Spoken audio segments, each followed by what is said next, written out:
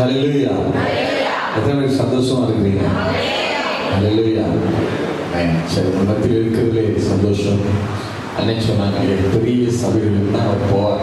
நான் அப்படி போறதில்லை, அப்படிதான் கூப்பிடுறாங்க. நான் பெரிய சபைகளுக்கு தான் போகணும்னு நாங்கள் என்ன செய்யறது இல்லை, நினைக்கிறது இல்லை. ஆனால் அழைப்பு எங்கிறது தான் வருது.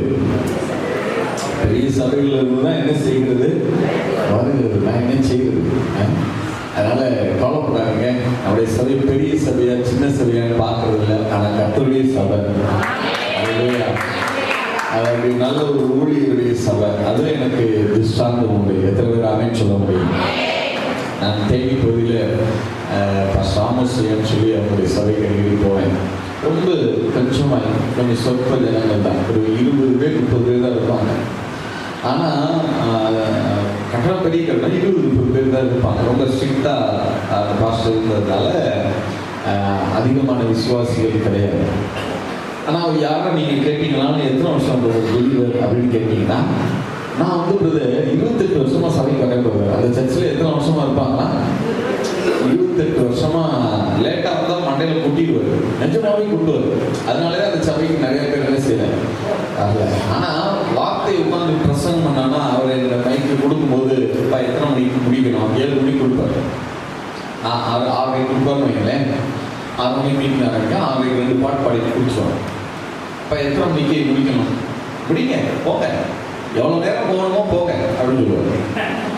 சரி, ஒரு 6:30ன்னா ஒரு நமக்கு ஒரு மனசாட்சி இருக்குல்ல. சரி, ஒரு 8:30 அல்லது 9 மணிக்கு முடிச்சா விசுவாசிகள் என்ன பாஸ்டர் அதுக்குள்ள முடிச்சிட்டீங்க அப்படிங்கிறாங்க. 2.5 மணி நேரத்துக்கு மேலே ஒரு பிரசங்கம் பண்ண முடியும். வார்த்தையை கேட்கிற சபை, நான் நிச்சயமா சொல்றேன், நம்முடைய திருச்சபை நல்ல வார்த்தையை கேட்கிற சபை. ஹல்லேலூயா. கேட்கிற செவிகள் இல்லைன்னா எங்களுக்குள்ள இருந்து அந்த வார்த்தை ஊற்று வராது. கேட்கிற செவிகள் இருந்தாதான் அந்த வார்த்தை ஊற்று என்ன செஞ்சுட்டே இருக்கும், வந்துட்டே இருக்கும். உங்கள்கிட்ட பேசும்போது இன்னும் கொஞ்சம் பேசணும்னு தோணுது. அதனாலதான் சொல்றேன். அதனாலதான் இது கர்த்தருடைய சபைன்னு சொல்றேன். எத்தனை பேர் ஆமென் சொல்ல முடியும்? நான் கர்த்தருடைய வார்த்தைக்கு நேராக கடந்து போகலாம். எங்களுடைய சீக்ரெட் அது இதுதான். அந்நிய பாஷையில நிறைய ஜெபம் பண்ணுங்க. சரியா? என்ன பாஷையில ஜெபம் பண்ணுங்க? அந்நிய பாஷை. கடந்த வாரம் ஞாயிற்றுக்கிழமை கர்நாடகாவில் உன்சூர் என்கிற இடத்துல ஒரு சபை இருக்கிறது. கிராமம் தான், ஆக்சுவலாக கிராமம் இல்லை, நீங்கள் ஒரு சின்ன டவுன் வைங்க, ஒரு ஸ்மால் டவுன். சரி, ரொம்ப பெரிய ஏரியாலாம் இருக்காது. ரொம்ப சுற்றி கொண்டு போனால் கோமதிபுரம் தான் அந்த டவுன், அவ்வளோதான் இருக்கும் போல இருக்காது. உன்சூர் அப்படின்னு பேர். அங்கே ஒரு சபை இருக்கிறது. 6000 பேர் விசுவாசிகள் இருக்கிறாங்க. எத்தனாயிரம் பேர்? 6000 பேர். கம்யூனியனுக்கு 6000 பேர் வந்துருவாங்க. மற்ற நாட்கள்ல அவங்க கிளை சபைகளுக்கு அங்கங்க பிரிச்சு அனுப்பிச்சுறாங்க. அவங்களை ஒரே இடத்துல அவ்வளவு பேரை கூட்ட முடியல. அதனால ஞாயிற்றுக்கிழமை மற்ற நாள் ஆராதனைகளுக்கு 1500 2000 விசுவாசிகள் வருகிறாங்க. அந்த ஃபர்ஸ்ட் வாரம் மட்டும் கம்யூனியன் எல்லாரும் ஒரே இடத்துல கூடிடுவாங்க.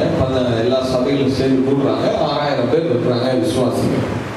அந்த பாஸ்டர் பேசிட்டு இருந்தப்ப அந்த சபையில 43 பேர் உயிரோடு எழுப்பப்பட்டிருக்கிறாங்க.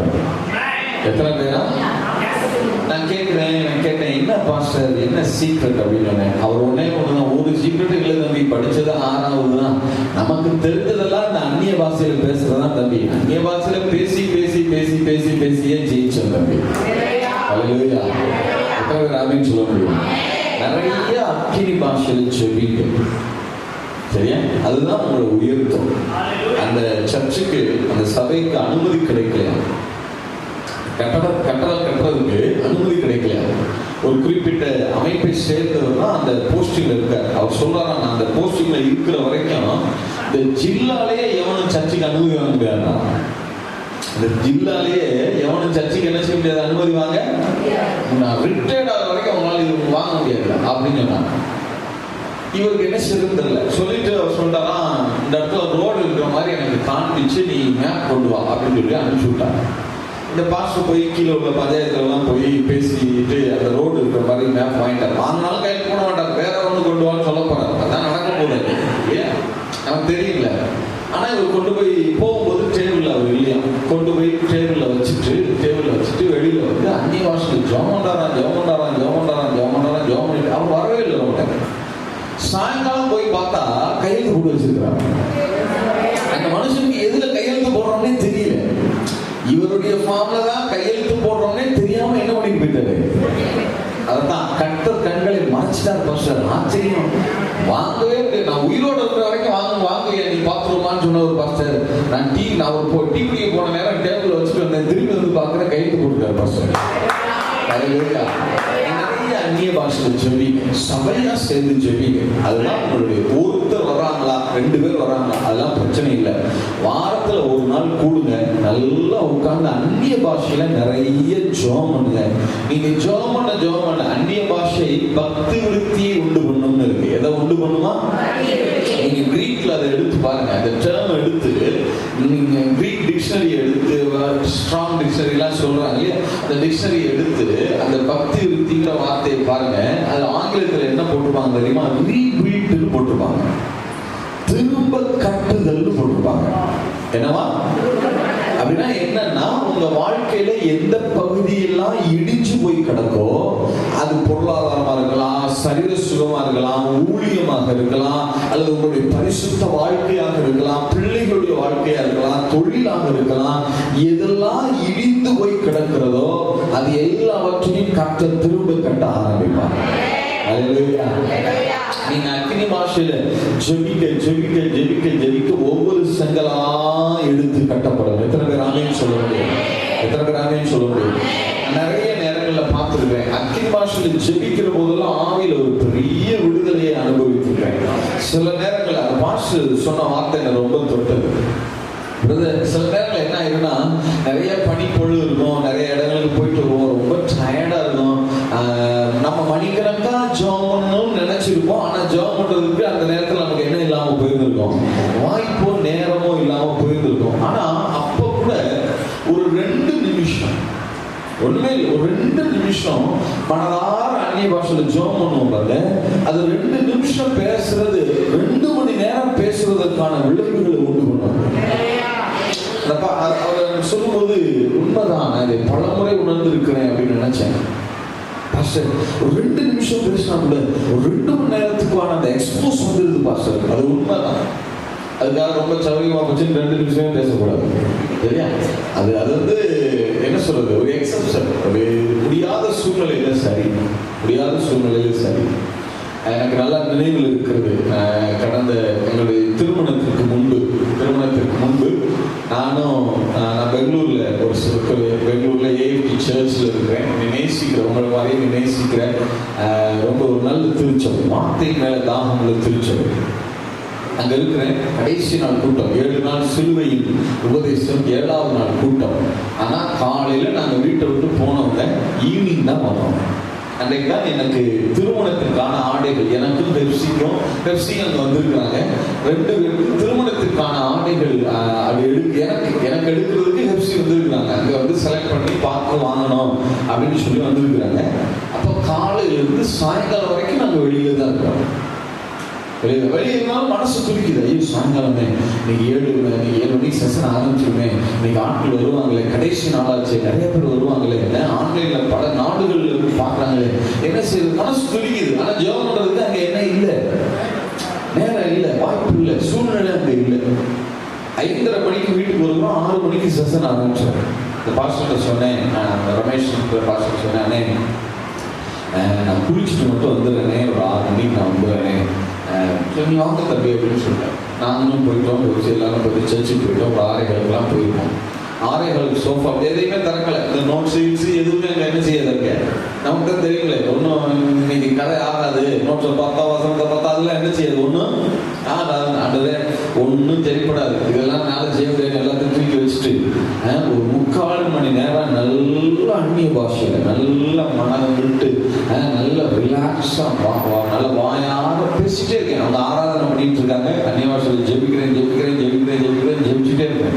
முடிச்சோன்னா கரெக்டா 7 மணிக்கு மைக்கு கொடுத்தாங்க. அப்படி எழுப்பும் போதே ஒரு சிங்கத்தினுடைய அந்த காண்டாமிருகத்து கொத்த ஒரு பலன் இருந்தாங்க. அந்த ஸ்டேஜுக்கு போகும்போது அப்படி பயந்து போற அந்த எஃபெக்ட் இருக்காது. அப்படி போய் நிக்கிறப்பவே எப்படி இருக்கும், ஒரு சிங்கத்துக்கு கொத்த ஒரு பலன் இருக்கும். பேச ஆரம்பிச்சு கொஞ்ச நேரம் தான் சபையே அழுகுது.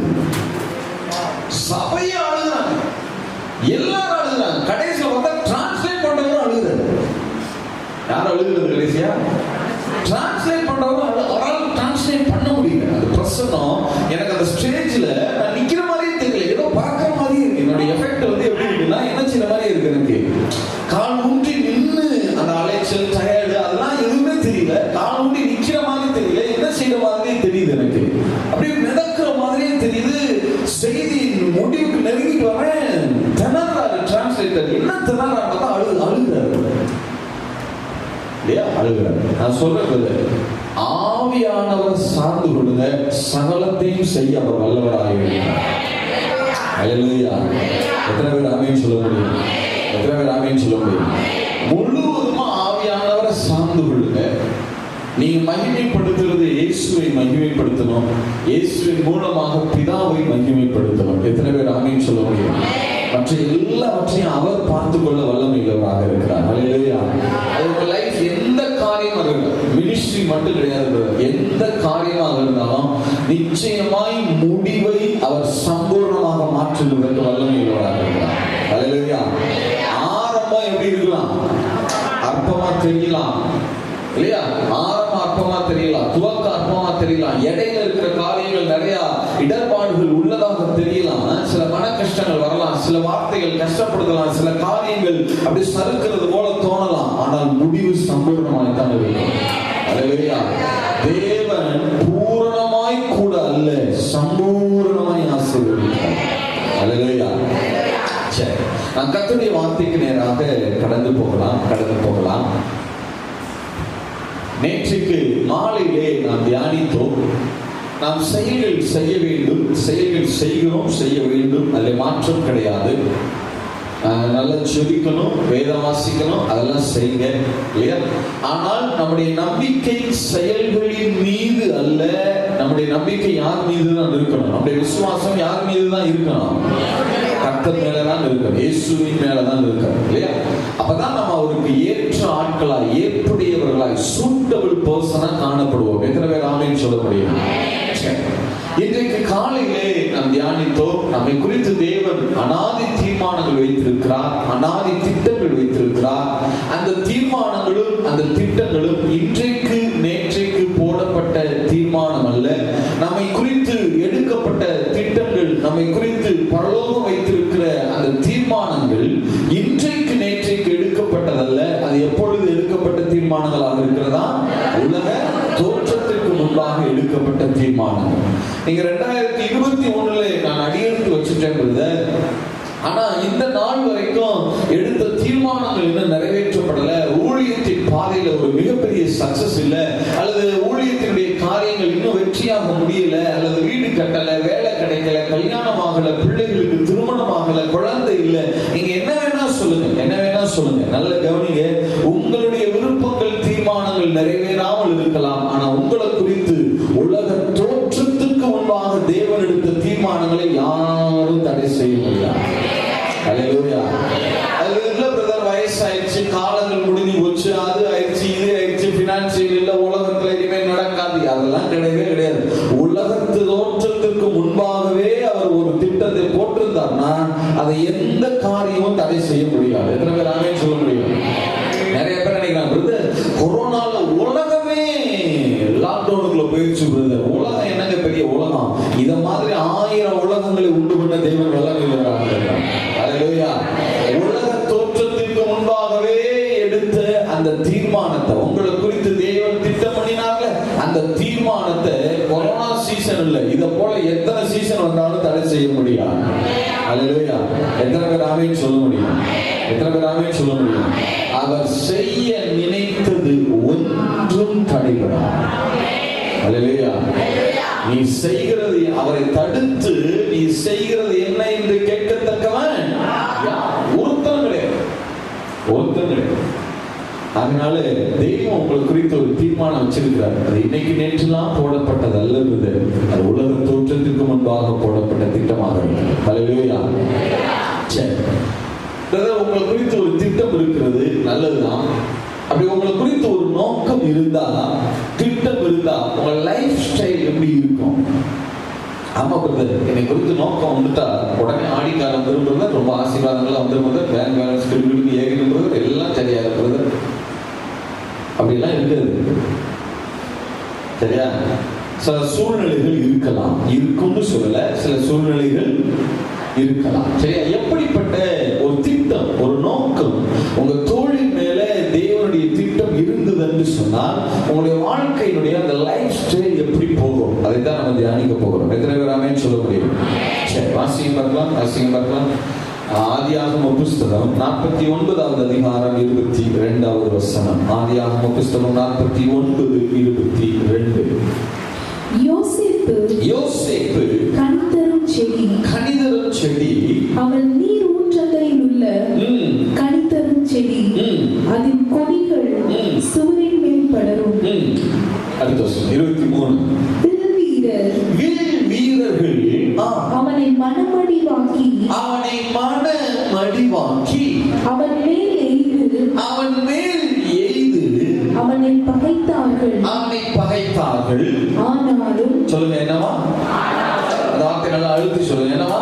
ஆனாலும் அந்த வார்த்தைலாம் ரொம்ப ஆவியார் ரொம்ப அழகா எழுதுறாங்க. சில இடங்கள்லாம் பாத்தீங்களா, ஆனாலும், அப்படி இருந்தும், இல்ல அந்த வார்த்தைகள்லாம் வாசிச்சோட ரொம்ப ஆவியார் அழகா எழுதுறாங்க இல்ல வார்த்தைகள். ஆனாலும் அவனுடைய வில் உறுதியாய் நின்றது. அவன் புயங்கள் யாக்கோபுடைய வல்லவரின் கரங்களால் பலத்தன. இதனால் அவன் மேய்ப்பனும் இஸ்ரவேலின் கண்மலையும் ஆனான். எத்தனை பேர் ஆமென் சொல்ல முடியும்? சரி, நல்ல கவனிங்க. இந்த நாளில் கூட யோசேப்பினுடைய வாழ்க்கையை குறித்து நாம் தியானிக்க போகிறோம். யோசேப்பினுடைய வாழ்க்கையை குறித்து என்ன செய்ய போகிறோம்? தியானிக்க போகிறோம்.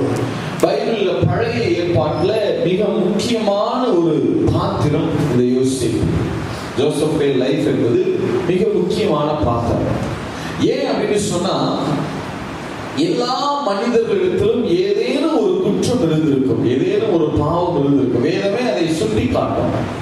இவங்க இதுல தவறுனாங்க அப்படின்னு வேதமே என்ன செய்யும்?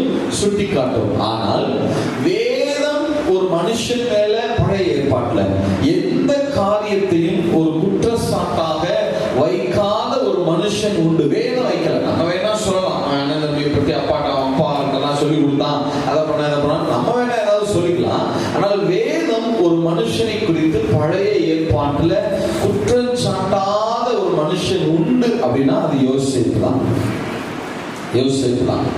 ஏன் அப்படி அவருடைய வாழ்க்கை இருந்தது அப்படின்னு சொன்னா, யோசேப்பினுடைய வாழ்க்கையும் இயேசு கிறிஸ்துவினுடைய வாழ்க்கையும் அதிகமாக ஒப்பீடுக்குள்ளாகிறது. அதாவது ரெண்டு பேருடைய வாழ்க்கைக்குள்ளேயும் நிறைய காரியங்கள் ஒரே மாதிரியாக சம்பவித்திருக்கிறது. புரியும்படியே சொன்னா, இயேசு கிறிஸ்து மாம்சத்துல வெளிப்பட்டார்ல, அவருடைய வாழ்க்கையில நடந்த பல காரியங்கள் யோசேப்பினுடைய வாழ்க்கையில நிழலாட்டமாக சொல்லப்பட்டிருக்கிறது.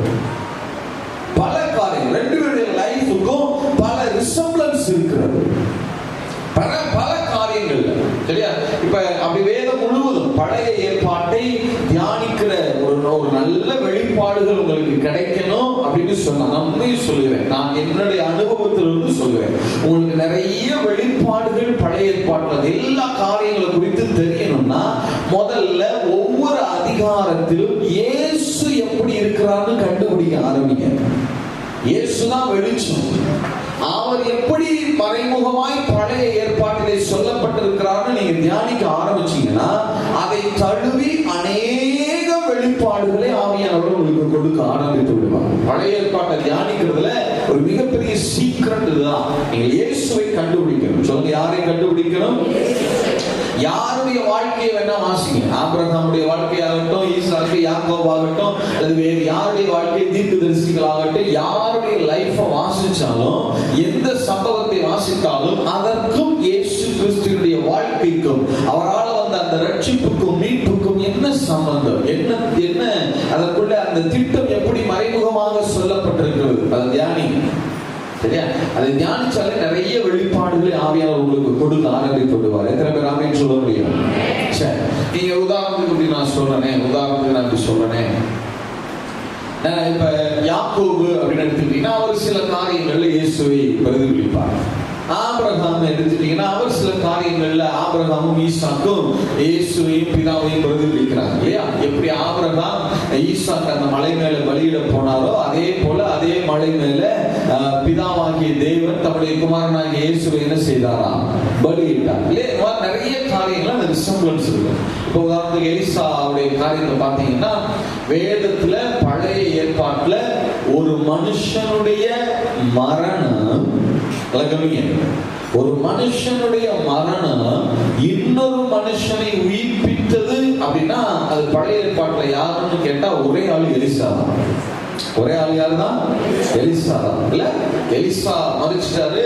அந்த கல்லறைக்குள்ள அவருடைய எலும்புகள் தான் கிடக்கு. ஒரு மனுஷனை தூக்கி உள்ள என்ன செய்யறாங்க? போடுறாங்க. செத்த வாலிபனை போடுறாங்க. போட்ட உடனே அந்த எலும்புகள் பட்டு இந்த வாலிபன் என்ன செஞ்சானா? உயிரோடு எழுந்தான். அதே போலதான் அது பழைய ஏற்பாடு. புதிய ஏற்பாட்டுல ஒரு ஒரு மனுஷனுடைய மரணம், மனுஷகுமாரன்னு சொல்லணும், புரியுதுதான் மனுஷன் சொல்றேன். ஒரு மனுஷகுமாரனுடைய மரணம் இன்னொருவரை உயிர்ப்பிக்கிறது என்று சொன்னால் அது நம்முடைய கர்த்தராகிய இயேசு கிறிஸ்துவினுடைய மரணம் மாத்திரம்தான். அவருடைய மரணம் தான் இன்றைக்கு கோடிக்கணக்கான ஜனங்களை உயிர்ப்பித்துக் கொண்டிருக்கிறது. எத்தனை பேர் ஆமென் சொல்ல முடியும்? அப்ப உயிர்ப்பிக்கிற காரியத்துல இயேசு கிறிஸ்துவுக்கு முன்னடையாளமா யார் இருந்திருக்கிறது பழைய ஏற்பாட்டுல? சத்தமா சொல்லுங்க. எலிசா இருந்திருக்காரா? எலிசா இருந்திருக்கு. உண்மைதானா? உண்மைதானா? அதை போல நிறைய ஒரு எலிசாவே ஒரு 10 காரியங்கள், எலிசாவே ஒரு 10 காரியங்கள்ல இயேசு என்ன செய்கிறாரா? பிரதிபலிக்கிறார். கொஞ்சம் மாவை கொண்டு அநேகரை போஷித்தவர் யாரு? எலிசா. கொஞ்சம் உணவு தான் இருக்கு, அநேகர் புசிக்கிறாங்க, அநேகர் புசிக்கிறாங்க. இதே மிராக்கிள இயேசு அங்கு செய்தார் இல்ல? இயேசு செய்தார். தண்ணீர்ல ஒரு ஒரு கோடாரி விழுந்துட்டு அதை என்ன பண்ணுகிறாரு? மிதக்க வைக்கிறார். மிதக்க முடியாத ஒரு காரியத்தை என்ன பண்ண வைக்கிறார்? மிதக்க வைக்கிறார். அதே போல தண்ணீர்ல யாரும் நடக்க முடியாது, ஆனா நடக்க முடியாத ஒரு காரியத்தை என்ன செய்யறாரு? இயேசு செய்யறார் இல்ல? இந்த மாதிரி நிறைய காரியங்களை பார்த்தீங்கன்னா நிறைய ரிசம்பிளன்ஸ் இருக்கும். எலிசாவுக்கும் இயேசு கிறிஸ்துவுக்கும் ஏறக்குறைய ஒரு 10 காரியங்கள் நினைக்கிறேன். நினைவு சரியாக இருந்தால் ஒரு 10 ரிசம்பிளன்ஸை நீங்க என்ன செய்ய முடியும்? கண்டுபிடிக்க முடியும். இப்ப அதே மாதிரி ஆபிரகாமோடு தாவீதோடுலாம் நிறைய நீங்க என்ன செய்யலாம்? ஒப்பிடலாம். சரியா? நிறைய ஒப்பிட்டு பார்க்கலாம். இப்ப உதாரணத்துக்கு தாவீது சொன்னோம்னு வச்சுக்கோங்களேன். தாவீது 3 முறை அபிஷேகம் பண்ணப்பட்டார். முதல்ல சாமுவேல் அபிஷேகம் பண்ணாரு. அப்புறம் யூதா கோத்திரத்து ஜனங்கள் மட்டும் வந்து அபிஷேகம் பண்ணாங்க. யூதா கோத்திரம், பென்யமீன் கோத்திரம் வந்து பண்ணாங்க. அதுக்கு அடுத்து இஸ்ரவேலில் சமஸ்த இஸ்ரவேல் சேர்ந்து வந்து பண்ணாங்க. அப்ப எத்தனை தடவை அபிஷேகம் பண்ணாங்க? அப்ப அவருடைய சரீரத்தின் மேல எத்தனை முறை தைலம் ஊற்றப்பட்டது? 3 முறை ஊற்றப்பட்டது இல்லையா? அதே போலதான் இயேசு கிறிஸ்துவினுடைய சரீரத்தின் மேலே 3 முறை தைலம் ஊற்றப்பட்டது. ஊழியத்தின் முதல் பகுதியில் ஒரு ஸ்திரீ அந்த தைலத்தை ஊற்றினாங்க. ஊழியத்திற்கு முடிவுல 6 சாகிறதுக்கு 6 நாள் முன்னாடி, சிலுவையில் மரிப்பதற்கு 6 நாள் முன்னாடி ஒரு ஸ்திரீ பாதத்துல வந்து தைலம் பூசினாங்க. 2 நாளைக்கு முன்னாடி ஒரு ஸ்திரீ தைலம் பூசினாங்க. மொத்தம் 3 பேர். அப்ப அங்கேயும் 3 முறை அபிஷேகம் நடக்குது, தைலம் ஊற்றப்படுது. இங்கேயும் 3 முறை தைலம் ஊற்றப்படுகிறது. அப்ப அபிஷேகம் பண்ணப்படுவதில் தாவீது யாருக்கு முன்னடையாளமாக இருந்திருக்கிறாரு? இயேசு கிறிஸ்துவுக்கு முன்னடையாளமாக இருந்திருக்கிறார் இல்லையா? அதே நிறைய காரியங்களை நீங்க பாத்தீங்கன்னா அந்த மாதிரி இருக்கும். இது ஒரு சிலருக்கு 1-2 ரிசம்பிளன்ஸ், சிலர் எலிசாவுக்கு ஒரு 10 இந்த மாதிரி இருக்கும் இல்லையா? யோசேப்புக்கு 42 ரிசம்பிளன்ஸ் இருக்கு. எத்தனை ரிசம்பிளன்ஸ்?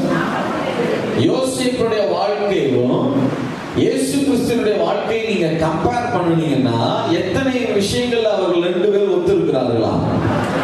42 காரியங்கள்ல. சொல்லுங்க, எத்தனை காரியங்கள்ல? 42 காரியங்கள்ல அவர்கள் ஒத்து இருக்கிறார்கள். 2 பேருமே பிதாவாய் தங்களுடைய பிதாவினால் நேசிக்கப்பட்டவர்கள். உண்மைதானா? யோசேப்பை அவங்க அப்பா ரொம்ப நேசிச்சாரு. இயேசுவை பிதாவாகிய தேவன் நேசிச்சார். எத்தனை பேர் ஆமென் சொல்ல முடியும்? 2 பேருமே முதல் பேரானவர் என்கிற பட்டத்தை பெற்றார்கள். உண்மைதானா? எத்தனை பேர் ஆமென் சொல்ல முடியும்? 2 பேருடைய வஸ்திரமும் உரியப்பட்டது. உண்மைதானா?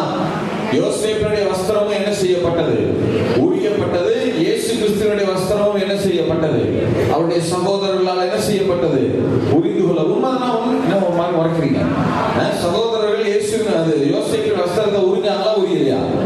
அதே போல அங்க இயேசுவை சிலுவையில் வாரினால் அடிப்பிக்கிறதுக்கு யூதர்களுடைய வஸ்திரத்தினால் கலற்றினாங்களா இல்லையா? எத்தனை பேர் ஆமென் சொல்ல முடியும்?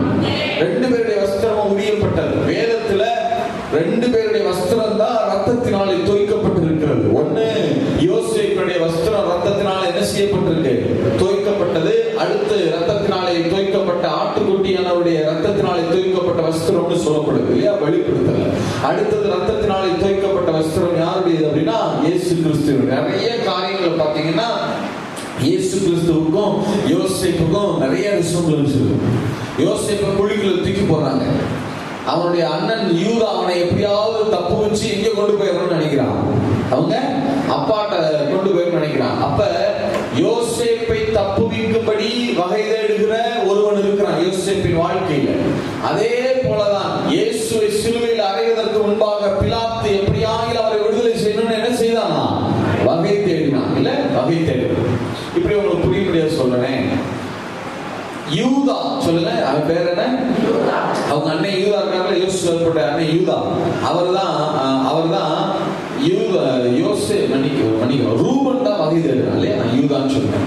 ரூபன் தான் தப்பு வித்து அப்பாட்ட கொண்டு போய் செய்யணும்னு என்ன செய்யலாம்? வகை தேடுறான். சரி, யூதா என்ன செய்தார்னா யோசேப்பை வெள்ளி காசுக்கு விற்கலாங்கிற ஐடியாவை கொடுத்தது யூதா. சொல்லுங்க, யோசேப்பை வெள்ளி காசுக்கு விற்கலாங்கிற ஐடியாவை கொடுத்தது யாரு? யூதா. இயேசுக்கு சொல்லுங்க, இயேசுவை வெள்ளி காசுக்கு விற்கலாம் என்கிற முடிவு எடுத்தது யாரு? யூதாஸ். அப்படிங்கிறது கிரீக். யூதா இஸ்காரியோத். சொல்லுங்க, என்னது அவன் பேர்? என்ன அவன் பேர்? யூதா. அவன் பேர் ஹீப்ரூல என்னதான்? யூதா. அவன் இஸ்காரியோத் என்கிற ஒரு குரூப்பை சேர்ந்தவன். சரியா? அது ஒரு கூட்டம். சரியா? சில காரியங்கள் எப்படிலாம் செய்யணும், அப்படி செய்யணும்னு பிளான் பண்ற சில ஒரு கூட்டம். அந்த கூட்டத்துல வந்து அவன் வந்ததுனால அவன் பேர் யூதா. சொல்லுங்க, அவன் பேர் என்னது? யூதா. அந்த கூட்டத்தின் பேர் தான் என்னது? இஸ்காரியோத். சரியா? அப்ப இயேசுவை விற்கலாம்ன்ற முடிவு ரெண்டு இடத்துலயும் ஒரே பேருள்ள எடுத்துட்டாங்க. ஆச்சரியம் பாருங்க. ரெண்டு இடத்துலயும் ஒரே பேர் எடுத்துட்டாங்க. சரி, நான் இப்படி கேட்கிறேன், இதை நீங்க சொல்லுவாங்க. இதை நீங்க சொல்லுங்க. எகிப்துல பார்வோன்ட்ட போய் எல்லாரும் எனக்கு ஆகாரம் கொடுங்கன்னு கேட்டாங்க. அப்ப பார்வோன் சொல்றான், நீங்கள் என்னிடத்தில் வருவானே யார்கிட்ட போங்க? யோசேப்பிட்ட போங்கன்னு சொல்றாங்க. அப்ப அந்த நாட்கள்ல வாழ்வுக்கான ஒரே வழி, உலகத்துக்கே ஆகாரம் கொடுத்து அப்பத்தை கொடுத்து போஷித்து வாழ்க்கைக்கான ஒரே வழியாக இருந்தது அந்த காலத்துல யாருதான்? சொல்லுங்க, யோசேப்பு தானே. இப்ப இயேசு கிறிஸ்துவுக்காக நீங்க பிதாட்ட போய் எனக்கு ஜீவன் கொடுங்கன்னா அவர் என்ன சொல்லுவாரு? நீ என்னிடத்தில் வருவானே நீ யார்கிட்ட போ? நம்ம எல்லாருக்கும் ஜீவனுக்கான ஒரே வழி இயேசு கிறிஸ்து மாத்திரம். எத்தனை பேர் ஆமென் சொல்ல முடியும்? எல்லாருக்கும் வழியும் சத்தியமா இருக்கிறது அவர் தான். எத்தனை பேர் ஆமென் சொல்ல முடியும்? நிறைய காரியங்கள் பாத்தீங்கன்னா ரிசம்பன்ஸ் ஒரே மாதிரி. ஃபார் எக்ஸாம்பிள் இன்னொன்று சொல்றேன், இதுல நேரம் ஆயிட்டு இருக்கோம். இன்னொன்று சொல்றேன், யோசேப்பு யூதர். சொல்லுங்க, யோசேப்பு யாரு? யூதர். ஆனா அவர் கல்யாணம் பண்ணது புறஜாதி பெண். சொல்லுங்க, அவர் கல்யாணம் பண்ணது யாரு? புறஜாதி பெண். இப்ப ஒரு யூதனுக்கும் ஒரு புறஜாதி பெண்ணுக்கும் பிறந்த அந்த பிள்ளைகள் மனாசேயும் எப்பிராயிமும். சொல்லுங்க, அந்த பிள்ளைகள் யார்? மனாசேயும். ஒரு யூதனுக்கும் ஒரு புறஜாதி பெண்ணுக்கும் பிறந்த அந்த ரெண்டு பிள்ளைகள் ஆபிரகாமினுடைய வம்சத்தாராய் கருதப்படுகிறார்கள். எத்தனை பேர் ஆமென் சொல்ல முடியும்? கருதப்பட்டார்களா? உண்மைதானா? 12 கோத்திரங்கள் சேர்க்கப்பட்டாங்களா இல்லையா? சேர்க்கப்பட்டாங்களா? இப்ப சொல்லுங்க எந்த குலத்துல பிறந்தது? யூத குலத்துல பிறந்தவர். இப்ப அவருடைய மனவாட்டியாகிய சபையாகிய நாம புறஜாதி இனத்திலே வந்து, புறஜாதி சபை வந்து மனவாட்டி வந்து எந்த இனத்திலிருந்து வந்திருக்கிறது? புறஜாதி. அப்ப யூத குலத்தில் இருந்து வந்த மணவாளனாகிய இயேசுவுக்கும் புறஜாதி மனவாட்டியாகிய சபைக்கும் இருந்து பிறந்திருக்கிற பிள்ளைகளாகிய நாம ஆபிரகாமுடைய சந்ததியாக கருதப்படுகிறோம். அல்லேலூயா. நாம் யாருடைய சந்ததியாக கருதப்படுகிறோமா? ஆபிரகாமுடைய சந்ததியாக கருதப்படுகிறோம். அதுதான் பவுல் சொல்லும்போது சொல்றார், விருத்த சேதனத்தினால பிள்ளைகள், மாம்சத்தின்படி பிள்ளைகள் நடந்தது. எத்தனை பேர் ஆமென் சொல்ல முடியும்? இந்த மாதிரி நீங்க எடுத்தீங்கன்னா நிறைய ரிசம்பிளன்ஸ், நிறைய காரியங்கள்ல அதனாலதான் யோசேப்பு இயேசுவின் சாயலாக இருந்ததுனால, சொல்லுங்க, யோசேப்பு யாருடைய சாயல்? அந்த சாயல் அவர் நிறைய வெளிப்படுத்தினார். 1-2 வெளிப்படுத்திட்டாருன்னா ஏதாவது ஒரு குற்றம் வந்துருக்கும். அவர் வாழ்க்கையே எப்படிதான் இருக்குன்னா இயேசுவை வெளிப்படுத்துகிறது அவருடைய வாழ்க்கை. இப்ப இப்படி கேட்கிறேன், நீங்க பதில் சொல்லுங்க. யோசேப்பு எய்த்துல இருந்தார்ல, முதல் தடவை அவங்க அண்ணன் தம்பிலாம் வந்தாங்க. அப்ப முதல் முறை அவரை பார்க்கிறப்ப அவர் யோசேப்புன்னு அவங்களுக்கு என்ன செய்யல, அடையாளம் தெரியல. ஆனா அப்பாட்ட திரும்ப போயிட்டு 2வது தடவை பார்க்கிறப்ப இவர் அப்பதான் தன்னை என்ன செய்யறாரு, அவங்களுக்கு என்ன பண்றாரு, வெளிப்படுத்துறாரு. 2ஆம் விசை வருகிற போதுதான் அவருடைய சகோதரர்கள் அவரை கண்டுகொள்கிறார்கள். உண்மையா இது எத்தனை பேர் ஆமென் சொல்ல முடியும்? இப்ப இயேசு வாங்க, இயேசுவின் முதல் வருகையில அவர் பூமிக்கு வந்து பிறந்தார்ல, அப்ப யூதர்களுக்கு அவர் யாருன்னு தெரியல, இன்னைக்கு வரைக்கும் தெரியல. ஆனால் இயேசுவினுடைய 2ஆம் வருகை வரும் பாருங்க, அப்ப யூதர்கள் எல்லாரும் அவர் இன்னார் என்பதை அறிந்து கொள்வார். ஹல்லேலூயா! எவ்வளவு ரிசம்பிளன்ஸ் பாருங்க. நிறைய காரியங்கள்ல யோசேப்பு இயேசுவை பிரதிபலிக்கிறார். யாரை பிரதிபலிக்கிறார்? பொய்யாய் அவர் மீது 2 பேர் மேலேயும் பொய்யாய் குற்றம் சாட்டப்பட்டது. 2 பேருமே மரண ஆக்கினைக்குள்ளாக என்ன செய்யப்பட்டிருந்தாங்க, தீர்க்கப்பட்டாங்க. நிறைய காரியங்கள்ல 2 பேரும் ஒத்துருக்கிறாங்க. சரியா? 2 பேரும் ஒத்துருக்கிறாங்க. யோசேப்புக்கு பார்வோன் ஒரு பேர் வச்சார். என்ன பேர்? சாப்னா பனையா. அப்படின்னா என்ன அர்த்தம்னா உலகத்தின் ரட்சகர். சொல்லுங்க, எதனுடைய ரட்சகர்? இப்ப இயேசுதான் நம்ம இந்த உலகத்தினுடைய என்னவாகவும் இருக்கிறார், ரட்சகராக இருக்கிறார். எத்தனை பேர் ஆமென் சொல்ல முடியும்? நிறைய காரியங்கள் நான் 1-2 சொல்லியிருக்கிறேன். நீங்க நிறைய காரியங்கள் நான் 1-2 சொல்லியிருக்கிறேன். நீங்க என்ன செய்யுங்க, வேதத்தை என்ன செஞ்சு பாருங்க, தியானிச்சு பாருங்க. சரி, இப்ப யோசேப்புடைய வாழ்க்கையை நம்ம தியானிக்க போகிறோம். நேரங்களில் கொஞ்சம் சுருக்கமா என்ன செய்யறேன், முடிச்சிடறேன். வாசிக்க பார்க்கலாம். ஆதியாகமம் புஸ்தகம் 37வது அதிகாரம் 13-14 வசனம். அப்பொழுது இஸ்ரவேல் யோசேப்பை நோக்கி உன் சகோதரர் சீகேமிலே ஆடுகளை மேய்க்கிறார்கள் அல்லவா, உன்னை அவர்களிடத்திற்கு அனுப்பப் போகிறேன், வா என்றான். அவன் இதோ போகிறேன் என்றான். அப்பொழுது அவன், நீ போய் உன் சகோதரருடைய சேமம் எப்படி என்றும் ஆடுகள் எப்படி இருக்கிறது என்றும் பார்த்து எனக்கு மறு செய்தி கொண்டு வா என்று அவனுக்கு சொல்லி எப்ரோன் பள்ளத்தாக்கிலே இருந்து அவனை அனுப்பினான். அந்தபடியே அவன் சீகேமுக்கு போனான். நல்லா கவனிங்க. இப்ப யாக்கோபோடு 12 பிள்ளைங்க இருக்கிறாங்க. அல்ல யோசேப்பின் மேல அவர் ரொம்ப பிரியமாக இருக்கிறார். இப்ப மற்ற எல்லாரும் மூத்தவங்க, யோசேப்புக்கு மூத்தவங்க இருக்கிறாங்க. அவங்க எல்லாரும் இப்ப ஆடுகளை மேய்க்கிறதுக்காக சீகேமுக்கு போயிட்டாங்க. இப்ப யாக்கோபு என்ன செய்கிறார், யோசேப்பை கூப்பிடுறார். என்ன சொல்லி கூப்பிடுறார், யோசேப்பு நீங்க வா, நான் உன்னை சீகேமுக்கு, அவர் சொல்ற அந்த ஸ்லாங் பாருங்க. நான் யோசேப்பு நீ சீகேமுக்கு போக வேண்டும், உன் சகோதரரை விசாரித்தோ அப்படி சொல்லல. அவர் சொல்ற அந்த ஸ்லாங்கே கொஞ்சம் வித்தியாசமா இருக்கு. நான் உன்னை சீகேமுக்கு அனுப்ப போகிறேன். அவர் சொல்றா பார்த்தா எப்படி இருக்கு தெரியுமா, நான் உன்னை அனுப்ப கூடாத இடத்துக்கு என்ன செய்ய போறேன், அனுப்ப போறேன், நீ வா அப்படின்னு கூப்பிடுற மாதிரி தோணும். அந்த ஸ்லாங் அப்படிதான் இருக்கு. பைபிளை வாசிக்கும் போது வேற விதமா சொல்லாம நீ சீகேமுக்கு போக வேண்டும், இதோ நீ சீகேமுக்கு போ அப்படிலாம் சொல்லிருக்கலாம்ல. அப்படி சொல்லாம சொல்ற ஸ்லாங் வித்தியாசமா இருக்கு. நான் உன்னை சீகேமுக்கு அனுப்ப போகிறேன், வா அப்படின்னு கூப்பிடுறேன். உடனே யோசேப்பு வருகிறார். அவர் சீகேமுக்கு அனுப்பப்படுகிறார். எந்த ஊர்ல இருந்து அனுப்பப்படுறார்னா எப்ரோன் பள்ளத்தாக்கில் இருந்து சீகேமுக்கு போனாராம். சொல்லுங்க, எந்த பள்ளத்தாக்கில் இருந்து சீகேமுக்கு போனாரா? எப்ரோன் பள்ளத்தாக்கில் இருந்து சீகேமுக்கு போனார். இப்ப ஒரு மிகப்பெரிய திட்டம் யோசேப்பை குறித்து இருக்கிறது. இருக்கா? முன்னமே யோசேப்புக்கு தேவன் சொப்பனத்துல சொல்லிட்டார், தரிசனத்துல சொல்லிட்டார். என்ன சொல்லிட்டார்? சூரியனும் சந்திரனும் 12 நட்சத்திரங்களும்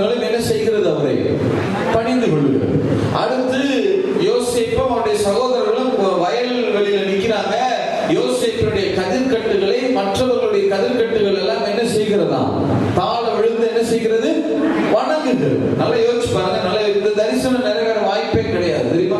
அது அந்த தரிசனம் கொடுக்கப்பட்ட போது அது நிறைவேறுவதற்கு வாய்ப்பே கிடையாது. So no chance. ஏன்னா இவங்க யாரும் வயல்வெளியில நின்று வேலை செய்கிற விவசாயிகள் கிடையாது. ஆபிரகாமோ ஈசாக்காவது கொஞ்ச நாள் வேளாண்மை பார்த்தாரு. ஆனால் ஆபிரகாமோ யாக்கோபோ விவசாய வேலையை செய்யல. அவர்கள் எல்லாம் மேய்ப்பர்கள், ஆடு மேய்க்கிற தொழில் செய்கிறவர்கள். ஆனா யோசேப்பு கண்ட தரிசனம் என்ன? இவர் வயல்வெளியில நிக்கிறாரா, தானியம் விளையிற இடத்துல நிக்கிறாரா, இவருடைய சகோதரர்களும் அதே தானிய விளையிற வயல்ல நிக்கிறாங்களா, இவருடைய கதிர்கட்ட அவருடைய கதிர்கட்டெல்லாம் கீழே விழுந்து என்ன செய்கிறான்? வணங்கு. இது நடக்கிறது வாய்ப்பே கிடையாது. எல்லாரும் என்ன சொல்லிருப்பாங்க? என்னப்பா நீ என்னப்பா, நம்மளாம் ஆடு மேய்க்கிறவங்க தானே. யாக்கோபு கேட்டு போறோம், நம்மளாம் ஆடு மேய்க்கிறவங்க தானே யோசிச்சு, நீ என்ன வயல்வெளி அது இது கதிர்கட்டு எல்லாம் பேசிட்டு இருக்க, இது எப்படி நடக்கும்? ஏன் ஆட்டை உங்க ஆடுலாம் வணங்குச்சுன்னு சொன்னா அது நம்புறதுக்கு என்ன உண்டு? இது எல்லாமே மாறணும் பாருங்க. இங்க இந்த தரிசனம் நிறைவேறணும்னா எங்களுடைய தொழில் மாறணும், அடிப்படை மாறணும், எல்லாமே வாழ்க்கையே மாறணும். மாறினா தான் அது நடக்கும். அது சான்ஸே கிடையாது. தேவன் யோசேப்பை குறித்து ஒரு திட்டத்தை சொல்லிட்டார், ஒரு விருப்பத்தை சொல்லிட்டாரு, அவரை குறித்து என்ன நோக்கம் என்பதை சொல்லிட்டார். ஆனா இப்ப யோசேப்பின் தோள் மேல ஒரு மிகப்பெரிய தரிசனம் வந்துருச்சு, ஒரு திட்டம் வந்துருச்சு, யோசேப்பை குறித்து ஒரு அனாதி தீர்மானம் வந்துருச்சு. ஆனால் அது நடப்பதற்கு வாய்ப்பே இல்லாத சூழல். அது நடப்பதற்கு வாய்ப்பே இல்லாத சூழல். நல்ல கவனிங்க. தேவன் உங்களை கொண்டு வைத்திருக்கிற திட்டங்கள், தீர்மானங்கள், அனாதி தீர்மானங்கள், அது நிறைவேற போகிற காலம் வந்துருச்சு அப்படின்னா எப்படி தெரிஞ்சுக்கலாம்னா, அது நிறைவேறுவதற்கான எந்த வாய்ப்பும் அங்கே இருக்காது. அது நிறைவேறுவதற்கான எந்த வாய்ப்பும் அங்கே இருக்காது. No chance. அப்படிதான். ஆனா அதை நிறைவேற்ற தேவன் வல்லமையுள்ளவராக இருக்கிறார். எத்தனை பேராலே சொல்ல முடியும்? இப்ப கவனிங்க. இப்ப யாக்கோபும் யோசேப்பும் எப்ரோன் பள்ளத்தாக்கிலே இருக்கிறார்கள்.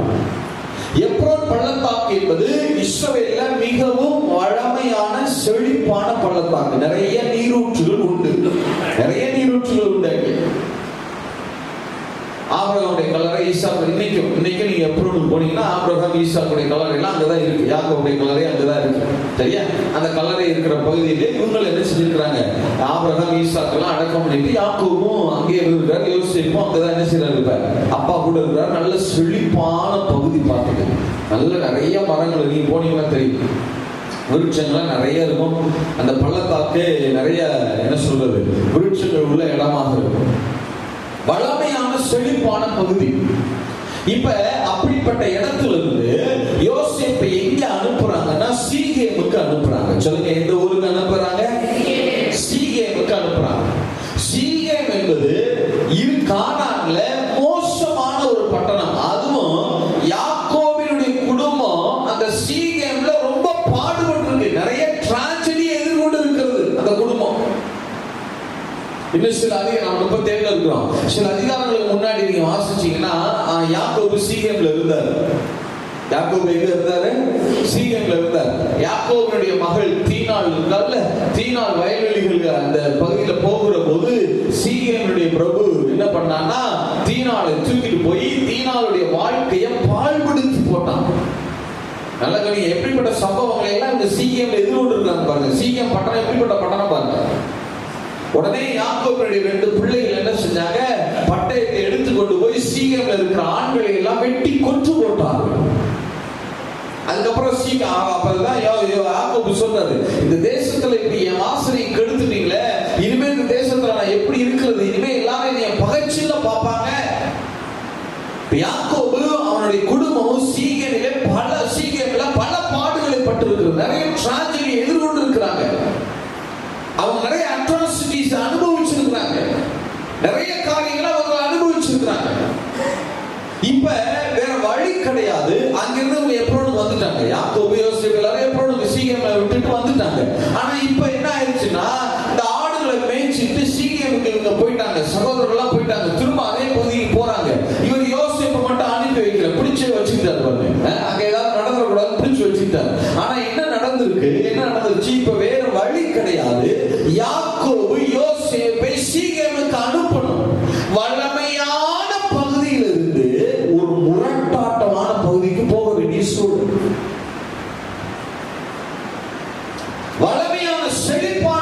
பகுதியிலிருந்து கடினமான தருணங்கள் நடந்த அந்த பகுதிக்குள்ள, அப்படிப்பட்ட சூழ்நிலைக்குள்ள போக வேண்டிய ஒரு சூழல். யோசேப்புக்கு எப்படி இருந்திருக்கும்? அப்பா, அந்த பட்டணமே ரத்த கலரியான பட்டணம். அது சாதாரண பட்டணம் அல்ல.